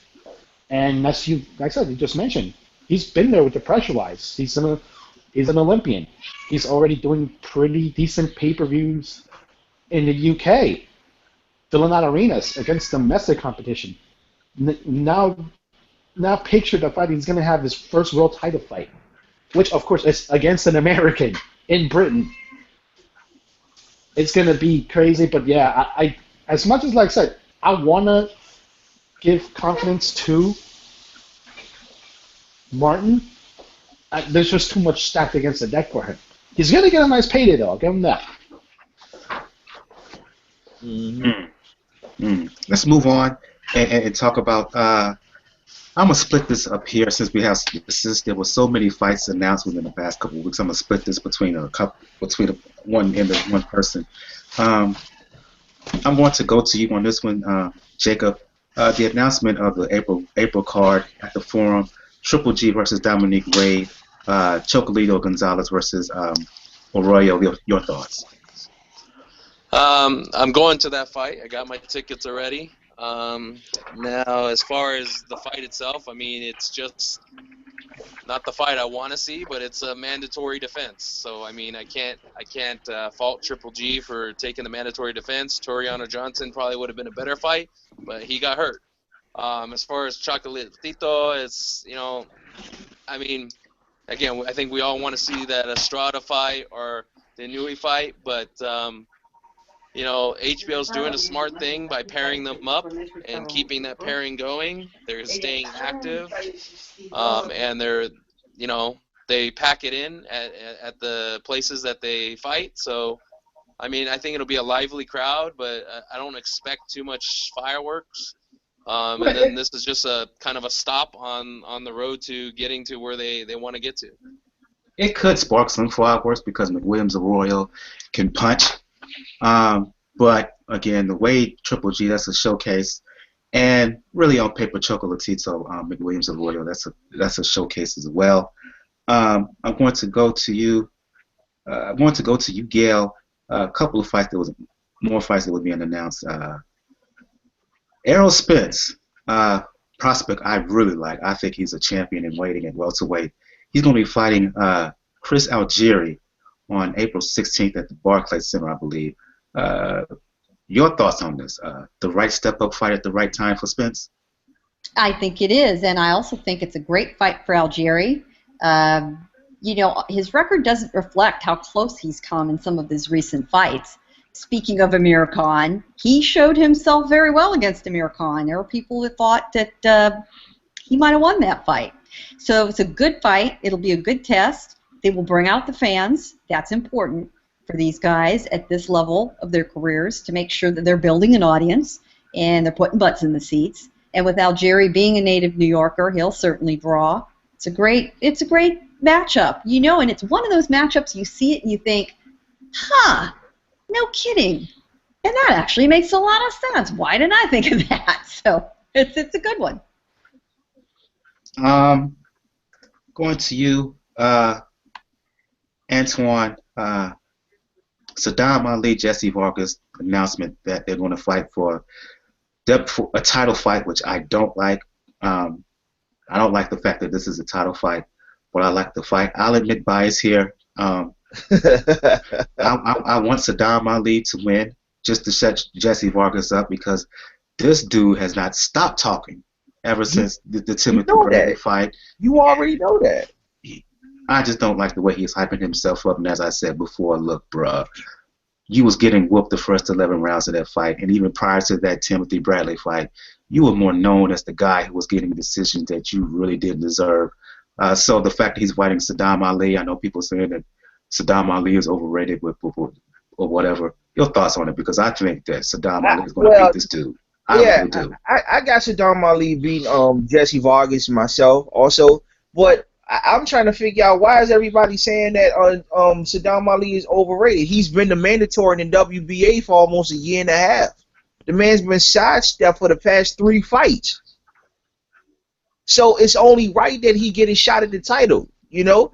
Messing around with Bob Arum and his and the way he likes to do inside fights, Saddam Ali was never going to get his shot. So, I mean, why did not, I mean, from what I was told, from what my people was telling me, is that Saddam Ali even rejected step aside money because he wanted his shot, and they still made the Timothy Bradley Jesse Vargas fight anyway, and he didn't get nothing out the deal. So, I mean, the man, he's been waiting in the wings. He's been doing exactly what he's supposed to do, and now I believe it's his time. As far as Jesse Vargas goes, I mean, the man can fight, but what is just like you said, he's more talker than fighter. The man is in no ways an elite fighter, and I think that Saddam Ali is going to take the crown. I don't think it'll go 12 rounds. It'll be a unanimous decision. Best case scenario, Saddam Ali will stop Jesse Vargas in the 7th or 8th round.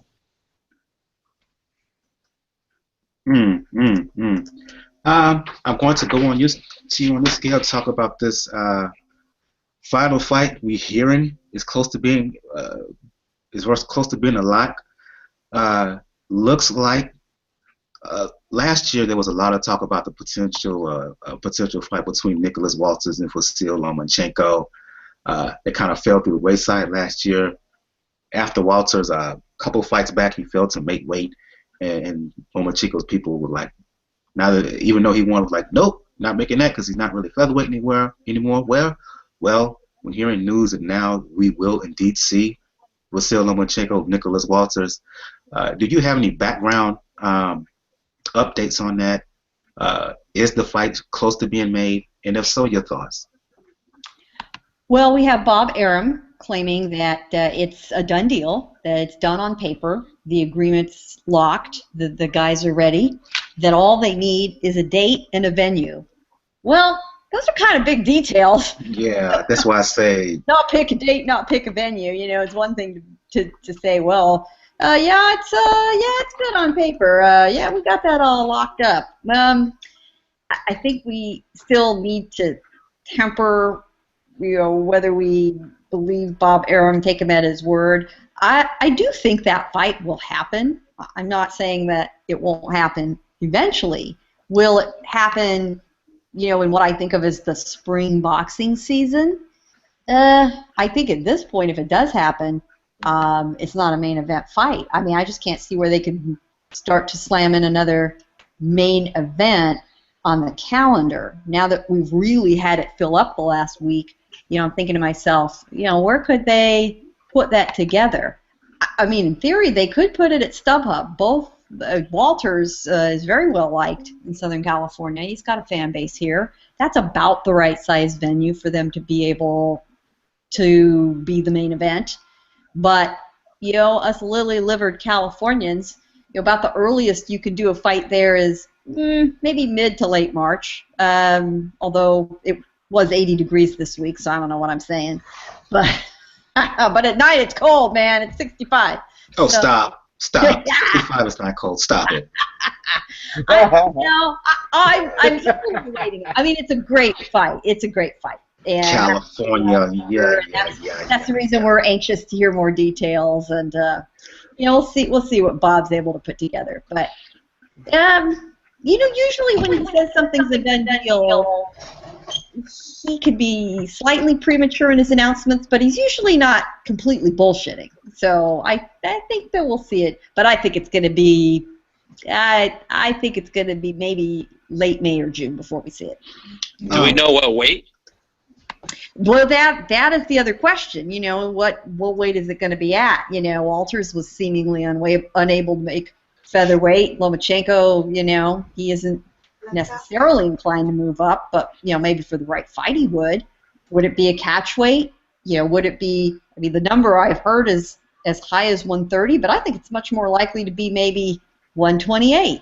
I mean, everybody seems to have catch weight fever, so why not? And those two guys would be motivated enough to do it. I mean, it wouldn't be one kicking and dragging the other guy kicking and screaming to a 128. I think they'd both be perfectly fine with it. You know why, Mike? You know why it's doing the catch weight? Because in the chance that Walters beats Lomachenko keeps the belt. Yeah, bingo. There you go. Absolutely. Pretty much. That's why I found it bogus when the first time this fight was canceled.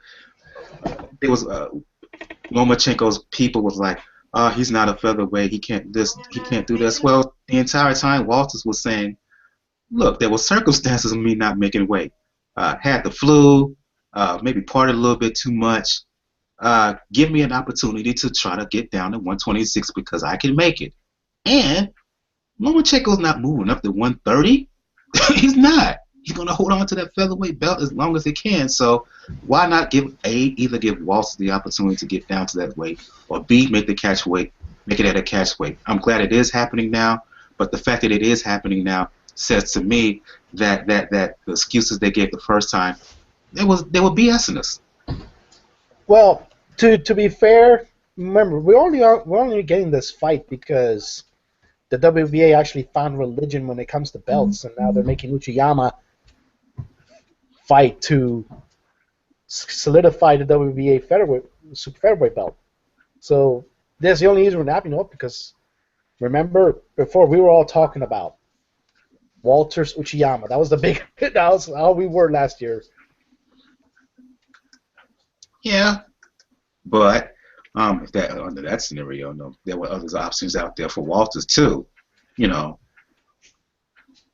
namely a possible fight down the road with Francisco Vargas at 130. He could have went that route if he wanted to. Oh no.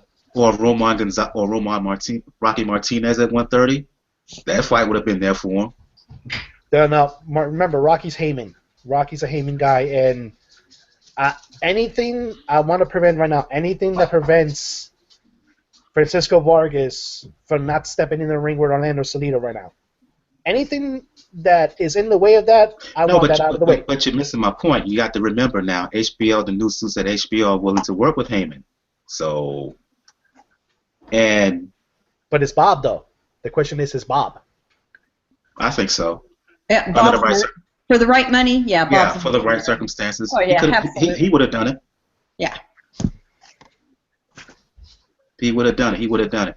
I'm just going to open up for this final questions. Miguel Cotto is set to return to the ring in June. Two questions, and I have a question after that. Cotto is set to return to the ring in June, and it looks like we have a date for Kovalev and Ward should they win their next bout, November 19th. But let's focus on Cotto mainly. Do we know who he's going to fight? I've heard Juan Manuel Marquez. I've heard Provodnikov. Do we have an idea who he's fighting next in June? And this is just for everybody. Open up your mics, please.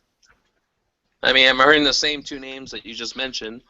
With Juan Manuel Marquez, it's mostly about whether he's going to get back into the gym and see how he feels. And he's been off for quite a bit. And then with Provodnikov, that was just something that was just kind of announced recently. But, I mean, I don't know. He's got, one more fight left on his Rock Nation contract, so we'll see. Yeah, I've been hearing the same thing myself. Provodnikov at what weight? Is Cotto even willing to come down under one? I mean, because what? Provodnikov. How many times has he fought at 147? It's whatever weight Coda wants because he's the A side of that fight. Oh yeah. Yep, I yep. forgot. A side, B side. You know. Yeah, you all know Cotto's one of the divas in boxing, so he basically gets what he wants. We all know that. Yeah, but you Yep. know, I mean, Provodnikov shouldn't even be a factor right now. I mean, should he? I mean, really? I just want to see if he can be hurt. That guy's like a machine. I think there's Yep. an endoskeleton under him in his skin. Yeah, That's not an endoskeleton, Jacob. That's just a layer of ice that's been developed under his skull in Siberia. I think that there needs to be a brain scan, and when there is, I think you're going to find him. That Provodnikov had the same situation. Julio Cesar Chavez Sr. was with Chavez Sr. They found that he had an extra thick cranium. That's one of the reasons why he continued to take such a hard shot. I think that'd be the same thing with Ruslan Provodnikov. I mean, no. Provodnikov to me is like a 15-round fighter. Like he was made for those back in the day 15-round fights. Yeah, one more fight, and Gail had to mention this dude in the chat. just because I typed it in, wasn't the words to come out of your mouth, Michael. Well, it looks like the fight is close to happening, if not already signed, where Baldu Jack, who holds a belt at 168, WBC version. I like Baldu Jack. I really liked his performance against Groves. He was really impressive. Best performance of his career, in my opinion. It looks like he's going to fight. Wait for it. Julio Cesar Chavez Jr. this spring. I'll just open it up for everybody. Your thoughts. I have no comments unless only to say I just hope that Baldu Jack. I hope Chavez Jr. catches a fade like he did against Funfar. I That's all I agree. have to say. I hope the same exact thing. I hope he gets put back into his underwear and eating Cheerios in the corner. Oh my God. Oh. It is pretty Yeah. much what's expected, Gil, because he has not shown one iota that he actually takes this seriously anymore. So He never did. He hardly ever did take it seriously. that's You know, the whole thing. In his early career, he skated by a natural talent, and then when he got to the point where he really No, he stayed on the fact that he was big as a house and stronger than everybody at 160. That's how he stayed Well, I'm on. talking about in his early days, early, as he started building up his record. But then when he got into the deeper water, yeah, he got into big trouble. His biggest flaw was that he thought he could never be hurt. He thought he was like his dad, and that he can be hurt. So when he went in that Fonfara fight, his biggest flaw is that he thought he could accomplish what his father did with absolutely no work whatsoever. Nah, his biggest flaw is his privilege and his sense of entitlement. That's his biggest flaw. Absolutely, his arrogance, his work ethic is non-existent, and it's a crying shame. He decided to skate along on name, but I don't know whether the tale will ever be told one day and whether he'll really speak honestly about this, but when you carry that kind of famous name, that is not easy. That is a burden, and it puts you in a very different position as an aspiring boxer that a no-name guy does. And whether he really wanted to be there versus being told you've got the natural talent and the DNA and the entire Chavez, machine and nation behind you, you could do this. All you've got to do is want it and put in the work. Well, you know what?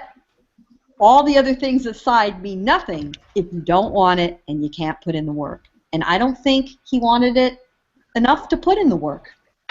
And it's a sad story. It's sad for him if he did this only because he wanted to try to please his father and thought that is what he should do. Yeah, we'll see what happens. I'm sure Badu Jack's going to wipe the floor with him. And, all I can say is he better go down swinging. He cannot sit on the stool and say no mas. He cannot. Oh God, no. No, or he'll he never can do that. He can or do he'll never that. be allowed. It's expected for him to do it. It's expected for him to do it. He can, but he'll never be allowed to cross the border again alive. That's the whole point. Yeah, that's the whole point. The only reason that Chavez Jr. even has a sliver of his fan base is because of his dad. The Absolutely. fans that are He's loyal, got a respect for his father. That's Yep. it. that's pretty much it. And to paint the whole scenario, let's look at what happened to Chavez Jr. He's been, like I said, yeah, he's been skating by when he got into the title ranges by just being bigger than everybody and be able to take a punch. Once he got thoroughly, like, and let's face it, thoroughly outclassed by Sergio Martinez, he just pretty much gave because pretty much he knew like, okay, I may not have the talent to outbox this guy, so I'm Bully, gonna folks. take the terms all I want. And then, but then we saw what happened. Vera beat him, but he got a gift decision. Luckily, he beat Vera in a rematch, and then he got the shit kicked out of him by Funfara. And Badu Jack's probably gonna do the same.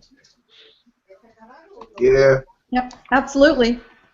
It'll be interesting to see where they stage this. If they're saying late April, we're talking, probably April 30th, because the GGG card at the Forum is the 23rd. You got Pat Bradley sewed up the 9th. So all you've got left in the month is either the 16th or 30th. By the 30th, well, could be anywhere. Could be in Vegas.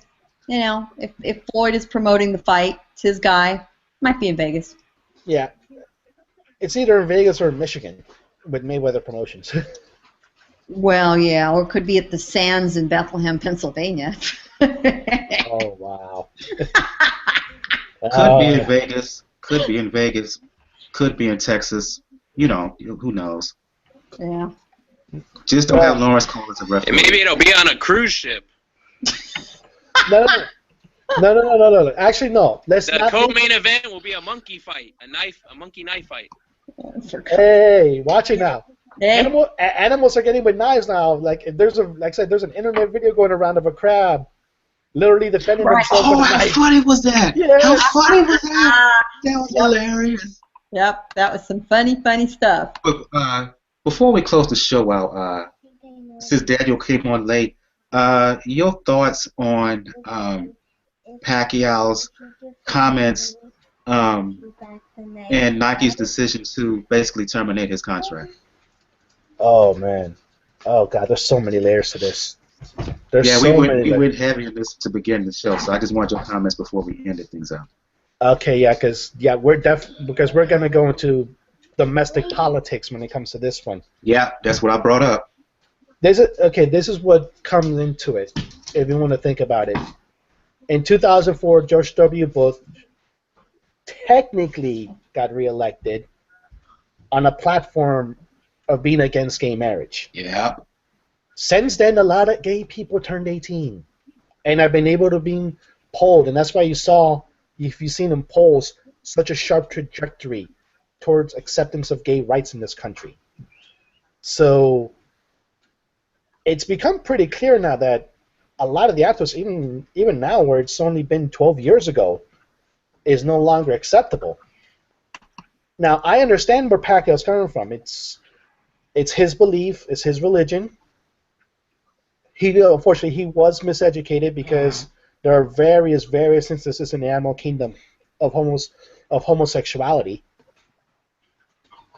But what got me at first when Nike did the contract, when Nike terminated the contract, was hearing how Pacquiao's people were trying to save it because it's a $5 million annual contract. And despite making boatload of money with Floyd last May, he looks like he still needs money. Remember, he had to take a $2 million advance for the Bradley fight. Yes. So there's still money issues involving Pacquiao. Plus, he has to run in the Senate election that he may not be able to win already, because people are actually want their representatives in the Philippines to be in government. And Pacquiao, due to him boxing, was almost never there when he's a congressman. That's why this is one of the reasons why he's saying it's his last fight, but like, we all know it's not his last fight. So when it comes down to it, like I said, Nike's luckily caught up with the times and cut it off. And if you notice, pretty much Pacquiao now is starting to double down. He's already like putting up Bible verses that they're putting up. One of the probably fakest apologies. Yeah. That I've seen. And if you beat out the Fine Brothers for a fake apology, that's pretty bad within a month ahead of time. So now he's starting to double down, and this is really bad when they come to it, because he may actually start to cost sponsors for a fight that already is not generating a lot of buzz with Bradley. Like, Nike's still going to be there because Bradley's under contract with Nike, so they're still going to be there. And you saw how Canelo eclipsed media-wise Bradley Pacquiao 3. Absolutely, yeah. And now you're just bringing more negative mess into it. Now, this is one of the reasons why I want to bring up domestic politics into it. Also, it's going to be weird in specifically Nevada, because Manny Pacquiao bringing out the Filipino vote in Nevada is one of the reasons why Senate Minority Leader Harry Reid still had a Senate seat in 2010. And a Democrat. Now, Senator Reid is retiring now, and the Democratic Party's pretty pro-gay rights right now. So it's going to be pretty difficult for the Nevada Democratic Party, to now bring Pacquiao back to stir up the Filipino vote, because now we're seeing that the backlash is a lot stronger when it comes to his comments, even though, like I said, he'll cite it. It's his personal belief. I believe in this part of the Bible. Well, unfortunately, Mr. Pacquiao, a good majority of the world no longer agrees with you. And the part that is agreeing with you is dwindling by the day. So it's going to be very, very tricky in that sense, but especially now on April 9th, because if Manny keeps going down this road to just keep doubling down, of either saying like people were just shocked that I told the truth about homosexuality, or just throwing out Bible verses like I think he did today, he's going to wind up costing a lot of money to amp in that fight. The question is, will it reach a point where if it makes any sense to even have the fight at that point? That's the big question. And I have to go back to this, Antoine. He was asking, is the issue within the gay community the equivalent within the black community? I said no, but I said there was a correlation. And part of the correlation, Daniel mentioned it, in terms of how President Bush got elected and reelected. How did he get reelected? In large part by using our homophobia as black folks against us. How did he win Ohio? He recruited folk like King, like Ken Blackwell, to go into black communities and black churches in Cleveland, talking about what issues? Gay marriage, women's right to choose. Shortly before the re-election, what did President Bush do? Gather a bunch of prominent black preachers, mega black preachers might I add, into a meeting into the White House, talk about what? Gay marriage, gay rights, women's right to choose. That's while I say, is it the same? No. But as we have to be careful and we have to fight for what's right, because as I said before, the same folks who have the Pacquiao mindset, who have political clout and power, they use that against us. That's why I said, for me, I have to have some concern, because I know the ulterior motives, and the lasting impact that it has beyond boxing. So that's why I said what I said earlier. Okay, I can agree. I can agree with you on that front. And I think we're going to end matters there, unless somebody has some other boxing news that they want to mention quickly. Actually, I do have a question, because you just mentioned Spence Algieri. That's not actually finalized yet, from what I understand. This is just something that they want to throw to see, I think, if NBC will bite it. I have no doubt they will. It shouldn't be at Barclays, though, honestly. Uh, And think about it. If Spence is the A side, you need to have it in Texas, either in American Airlines Center in Dallas, or the Toyota Center in Houston. okay, one last thing. One last thing. Gail, Daniel, you can talk about this. A lot of talk in the interim while we was off that week about Heyman Promotions. Well, not promotion, but Al Heyman, uh, PBC losing an awful lot of money. So, Gail, Daniel, you want to speak on this and give us the details about that? Ladies first. This is nothing new, and it's the same figure, the same $400 million figure that keeps getting thrown around, and the hand wringing over Heyman losing money. What does this mean? This is not news, and this is not the sign of the impending demise of Premier Boxing. Heyman has got money to burn. This is an investment. This is like the money you pay to build a building. You spend a whole lot of money to put a building up before you get $1 of rent or sell a unit or whatever it is you're going to do. That's what Al's doing right now. This is his investment in the project he's building called Premier Boxing. I think he's got plenty more money where that came from. I mean, I'm sure he isn't thrilled that he's invested this much. But the truth is, this is not a public company. We really don't know how much money he has won or spent or lost or whatever it is. And the lion's share of this has gone to the contracts with various television networks purchasing the airtime that he's using. So as the audience grows, hopefully he'll be making a little more back on commercial sales. But if not, we have to keep firmly in mind that Al Heyman sees this as an investment in the future and not a loss. Oh, man. Plus, it's not all his money. That's right. It's just Al Heyman money. None of it is. That's the thing. None of it is. It's Waddell and Reed money. It's a money that's mainly vested in mutual funds. It's invested in people's 401ks, their IRAs, their life after retirement into this. None of it is actually Heyman's money. And, well, a lot of the things that comes to the figures of it, there's been news already from people that are reliable that Heyman's already asked for $200 million more to come into it, and Waddell and Reed have told him flat out no.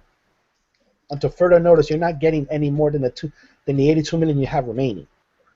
So there's a big issue happening going on. It's one of the reasons why you've seen like Spence Algieri that just came up is not really finalized yet, but it may be something where Heyman may try to entice NBC to say, you know what, how about you guys pay this time? You guys pay the production value. Because think about it. Why is Charles Martin now fighting Anthony Joshua when Heyman, if he had the resources, he could have just thrown Dominic Brazil at him and still would have controlled all the purses. He's making Eddie Hearn pay for everything now. One of the reasons why most likely that Wilder and Povetkin is going to go into purse bid, and most likely the Russians are going to win because Heyman's going to make the Russians pay everything. Do you think this is connected to the Mayweather deal he made with Hearn? I was just going to bring that up because I do think it's connected because we all know Heyman and Mayweather are tight. If the PBC goes under, I could see a scenario where Mayweather Promotions gets advisement for Al Heyman to all his fighters to go over to Mayweather Promotions and go that way. And Al Heyman's still making money because he's their advisor and he gets a cut. Well, that was speculated to be the plan to begin with when PBC was first launched. Everybody pretty much thought as soon as Richard Schaefer gets out of this suspension that he was put on as part of the settlement with Golden Boy, everybody's going to jump in to Mayweather Promotions, and it will just be PBC with Mayweather Promotions. That's not happening right now, and I wanna believe part of it that it is supposed to be an investment, but because none of the money is Heyman's that's actually been put in is Waddell and Reed's, and because Waddell and Reed has pretty much suffered a terrible 2015 financially. They're already starting to try to find ways to cut the fat. PBC is the title of music. Is equivalent to boxing what title is to music. Actually, glad you brought it up, Mike. I was listening to another podcast actually with Steve Kim and Gabriel Montoya a few weeks back. They actually had somebody that's really from the investment world on it. He actually described what Heyman is doing, not as a Ponzi scheme, but he described it to the Broadway play The Producers. And if people don't know, if listening don't know what the plot of The Producers is it was basically a story around a Broadway producer and an accountant figuring out that the IRS doesn't care. The IRS doesn't care whether or not a play is a flop or not. You can still keep the same amount of money. You probably can make more money putting a flop, or in other words, putting out a bad product. And the reason why he's saying that is because Heyman, being technically the manager of all these guys, even though the title is advisor, he's going to get a cut no matter what. He's going to get that 10 to 15% cut putting out bad products. What's that one, like I think it was a couple of weeks ago? You had a PBC card that only got watched by 75,000 people on TV. I can't remember offhand. But yeah, it was one of the recent ones. That's why we can't remember it. Yeah, that's pretty bad. But Heyman is getting a cut out of either one, and you go into that. You go into the fact that I think Warriors Boxing now is no longer affiliated with PBC because Warriors Boxing tried to cut a little bit off the top from Heyman on top of that, and there's actually things about PBC promoters sending out olive branches to the regular promoters like Bob Arum and Oscar De La Hoya to see if they'll do business now. Everybody's seen it that there's an issue. It's one of the reasons why the Spence and Algieri fight, it's like the first fight that I've heard on PBC, well, the second one with Broner and Theophane. The second fight that's on PBC that won't be on Fox or Fox Sports 1. That kind of tells you something that's happening when before you pretty much had a fight every week in one network or another, whether it was NBC, ABC, ESPN, NBCSN,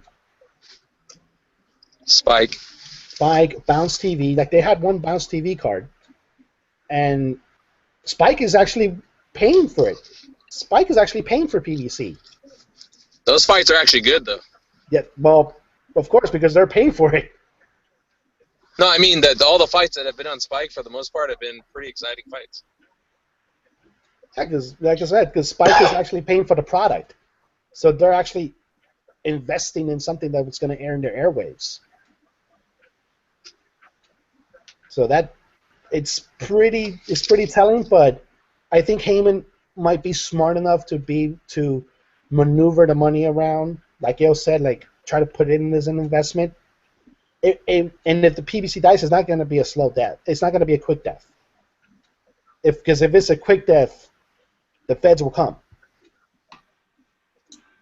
Yeah. And the liquidation of assets needs to take place. I mean, these guys all will end up going somewhere. You know, the good ones anyway. Probably the upper, say, 2/3 that have been fighting. So I think whatever's going to happen, it's not around the immediate corner. It should play out at least for another year or two. Any final words, Antoine? Nah, I'm just here soaking up everything that's been said. That's that's a lot of eye-opening information I just heard. So, as a boxing fan, I hate to be so cynical about it, but all I care about is seeing the fights. What do I care about a millionaire losing his bread? Yeah, a lot of folks feel that way. And what a good way to end the show, because isn't that the damn truth? Yeah. Yep. That's the whole point. Like people want to see fights. And that's the main thing that was good about the PBC. We saw fights. And Well, I want to see good fights, not just fights for the sake of fights. I want both. understand that. I want both. I want both. Yeah, I see. I want both too because I remember back in the days when the USA Network used to put on Tuesday night fights, and we really didn't see too many hot fights from those. But the problem is we got boxing. Then that was back in the '80s and in the early '90s. That's the whole thing. Yeah, it should be fights. It should be in the real mindset talk, now. when boxing was regularly on ESPN or even Friday Night Fights, it was the same thing. Yep. Yeah. Well, Friday night. Well, let's see. Tuesday night fights and Friday night fights. They were mainly built for prospects, but it kept boxing in the casual mindset because oh look, there's boxing going on. Like we didn't have that for a while. The PBC brought that back. Right. And now, luckily, Golden Boy is doing their thing. Like I said, they're doing streaming now with LA Fight Club and Estrella TV. I think Aaron wants to work out a different deal now with True TV because I don't think they want to go through now with their deal that they had. So he may try to find another avenue. But PBC is forcing Oscar to invest in that. He's forcing Aram to go a different avenue to prospect fights because, well, I'll ask all of you guys this. If it was a good question, if you got what you got shown on regular HBO and regular Showtime were just showcase fights or prospect fights, and all the really good fights, even remotely good, were put on pay-per-view, how would that make you feel as a consumer? I wouldn't mind that, and I'll tell you why, because that when I first saw Mike Tyson, I saw him on Tuesday. I saw him on the USA Network. So we had, and then the ABC Wild World of Sports. So we seen these. So we had a chance to grow up with these prospects and see these guys become superstars. So for me personally, if I get a chance to see Errol Spence on ABC, and then I get the chance to watch him grow into an elite fighter, then yeah, I'll break that bread to see him fight on pay-per-view. No, but Carney, Anthony. But that's not the question. That's not the question, Anthony. What I mean is, if you were seeing Errol Spence doing prospect fights on regular Showtime, Yes. not on anything else, Right. That's And the then- question. and then all the big fights, even the remotely big fights, like let's say if for some reason Vargas Salido gets put on pay-per-view, how would that make you feel as a consumer? Because to me, Vargas Salido is a great fighter. Yeah. That's a whole nother animal. Yeah, that's a whole nother animal. I think it depends on what they charge, though, too, and how loaded those cards are. If you have a pay-per-view and it's only showing, there's only one, kind of prospect that's fighting in a decent fight, like a step-up fight, but that's all they're showing, and everything else is just full of garbage, or there's only 3 fights, and they're charging me $60. That's one thing. But if you charge me, I don't know, $20, and you're gonna load the card, Bruh, they ain't bringing those prices down. You know that. Hell no. Well, I'm throwing that as a factor for me. I'm not saying that's out of the question that they can bring the price down, because it is supply and demand. If you have a high price and people aren't paying for it, eventually they're gonna bring the price down. It's actually one of the complaints people had now, like on their HBO schedule right now, because as much as I like Terrence Crawford and like saying Hank Lundy, we know that's a showcase fight, and we know in reality that card is just a showcase for Felix Verdejo. So yeah, I agree. But it's going to be seen on HBO. Yeah, it's going to be seen on HBO. But the point is, I think my point is, like, when you get to a level of HBO and Showtime. The question is, that's in your scenario, would the same folks who are watching Errol Spence, for instance, on HBO, would they dole out $70 to watch him on pay-per-view? That's the question. No, because that would eventually happen. No, they No, wouldn't. not right Of now. course No. not. See, No. No, not for another year. if No. they watch Felix Verdejo continue to fight on HBO and he wins the title, would they dole out $60 to watch him on HBO pay-per-view? That's the question. I don't Not, think so. But not, again, not Puerto Ricans, no. If Well, all of a sudden Danny Garcia's fights were on Showtime pay-per-view for $60, for $50, for $70, would folks dole out that kind of money to watch? hell no. No. they wouldn't. That's Not the at question. all. No, not unless Yeah, it's but Floyd. that's why I brought up the pricing, because people that watch have Showtime and HBO, they pay an extra 15 or $18 to add that to their thing. So if they had, I think, a reasonable price break, whether we think they're going to drop the price or not, but a reasonable price break, then they can make money off that. But you model. assume they actually give a damn about that. They don't. They don't to do Well, what you're asking. You I you have think. to assume they give a damn. They don't. Well, I think when it comes down to it, though, it's about making money. So if they're going to charge $70 and nobody's going to buy the pay-per-view, or a very limited number, versus charging $20 and a bunch of people buy the pay-per-view, and they can make money off that model, then yes, I think they could do that. Because at the end of the day, it's what comes to the bottom line. If you make a few million versus making 100,000, you're going to go with a few million model.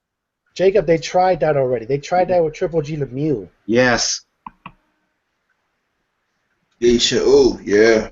Wow. Yes. He did. Now, He did. Now remember, that was up against a baseball playoff game between New York and Chicago, with a fight in New York. So, yeah, I don't think you could use one example though that a model can't work. I just think that's being very short-sighted. No, but the reason I'm using that model, Jacob, is because it's the only model available where the price has gone down. Pay-per-view prices have been steadily going up. This has been this instance recently where the price was brought down. Yeah, but maybe it takes somebody to think outside the box and look at the opportunity that's there, because I think there is a fan base that would pay, like myself, a little bit of money and do it. If they had pay-per-views multiple times, even in a month, that could equal that $60 that they're charging. So if I got 3 pay-per-views in the month of February at $20 a pop, they're still getting that $60, right? So you're saying basically like what the UFC model does. Like they do $35, $40 for a pay-per-view monthly. Right. Yes, and that's the way you'll get the multiple pay-per-views, when you've got that lower tier like that. Or the WWE, remember, like the WWE Network. Yeah. Like you can either buy the pay-per-view, or for a monthly fee you can watch it online. I hear you, but they could. One, they're not. We're talking about corporate America here. They're not. So, and besides, y'all forgetting the elephant in the room here. Stream. Yeah, right. Yeah. Or wait 15 minutes and you're going to see it on YouTube. There you go. Yeah. It's a wonderful thing. Yeah. I think we're going to end the show on that note. I'm going to go across the panel here. I'm going to start with you ladies first. Gail Falcathala, Communities Digital News. For folks who want to talk boxing or anything else, let the folks know where they can find you. My main column is written for Communities Digital News, which is a news website out of Washington, D.C. I'm in Southern California. It's COM, C-O-M-M, Digi, D-I-G-I News, COM Digi News. And if you're in the general Southern California or Las Vegas area, I am generally reporting ringside. So if you spot me among all my black and brown friends, come up and say hi. I'm easy to find. Antoine Carney, for folks who want to talk boxing or anything else, let the folks know where they can hit you up. Oh man, just simply find me on YouTube, Antoine Carney. That's my page where I talk boxing at most of the time. And you can catch me on just about every boxing forum on Facebook. Jacob Rivera, long fan of the show, and thanks for the review on iTunes. For folks who want to talk boxing or anything else, let the folks know where they can find you. And mention your stuff, what you're doing on the side. Yeah, I can be found on Twitter at JRATM23. And then also at my site javhookboxing.com. So I do attend a lot of the local fights. I will be at the Anaheim fight. We'll be at the Golovkin fight at the Forum, and I'm sure I'll see Gel there at both. And I'll I just like to review and write about boxing, talk boxing. I've had I've listened to Daniel's podcast. And EJ stuff, and even Sean Newton and Antoine and everybody. So again, I just want to talk boxing. I love the sport, and I just want to promote it. And Daniel Carpio joined us live for NY. For folks who want to talk boxing and anything else, let the folks know where you can find you and mention the Inscribe. All right, folks, you can find me on Twitter at Raucus99. I'm there often, like I say, to talk anything boxing, NBA related. I've been on an NBA bench lately because the boxing calendar's been pretty thin. So you find me there, and like I said, on the inscriber.com, I do write there. Like I said, boxing, NBA. Also follow my man Peter Clark. He's actually going to be at the Terrence Crawford Hank Lundy fight, covering it live, and he's going to do a good interview. And he actually did a real nice 2-part interview with Deontay Wilder, and like I said, it gave me a lot more confidence in Wilder than I think a lot of people had before. Absolutely, absolutely. I want to thank J. Dill for joining us on the show earlier. If you want to find information about him, just check him out on Facebook, on YouTube, and G Plus. His videos, J. Dill on G Plus and YouTube. He does an excellent video. Does a series where he does a analysis of old school fighters, old school champions from back in the day. If you want to find him on Twitter, just goes at Life7Jo on at Life7J0 on Twitter. You can check him out there. Sean Newton, who joins on the show as well. Just know Sean Newton. Everybody knows him. Love him or hate him. He's going to be around. I'm talking boxing and whatnot. Just go to Sean SHAWN Newton NEWTON on YouTube. You can check out his page and his videos and whatnot. If you want to talk to me about boxing or anything else, y'all know what it is. Brother JR on Twitter at Brother JR76. Again, if you want to find information about the Pound for Pound Boxing Report, just go to the blog page, p4pboxingreport.wordpress.com. Just look to the right of the page. You will find us all over social media, all over the internet, all over the interwebs. Next week, mainly a preview show. A lot of hot action happening next weekend. As far as I'm concerned, the weekend of the 27th, the biggest and best weekend of boxing so far. Terrence Crawford fighting Hank Lundy. Really good fight happening in Manchester, England. Going to be shown live here in the States. Carl Frampton fighting Scott Quigg, unification bout. Leo Santa Cruz is also fighting that weekend, fighting Kiko Martinez in a rematch between Julio Ceja, Hugo Reeves, one of the fights of the year for 2015. So we'll be previewing all those fights. So again, for Gail Falkenthal, the Community Digital News, for Antoine Carney, for Jacob Rivera, Daniel Carpio, Jay Dill, and Sean Newton, I'm your host, Michael. This has been episode 114 of the Pound for Pound Boxing Report. You guys have a good evening. Good night. Good night all. Good night. All right. Good night.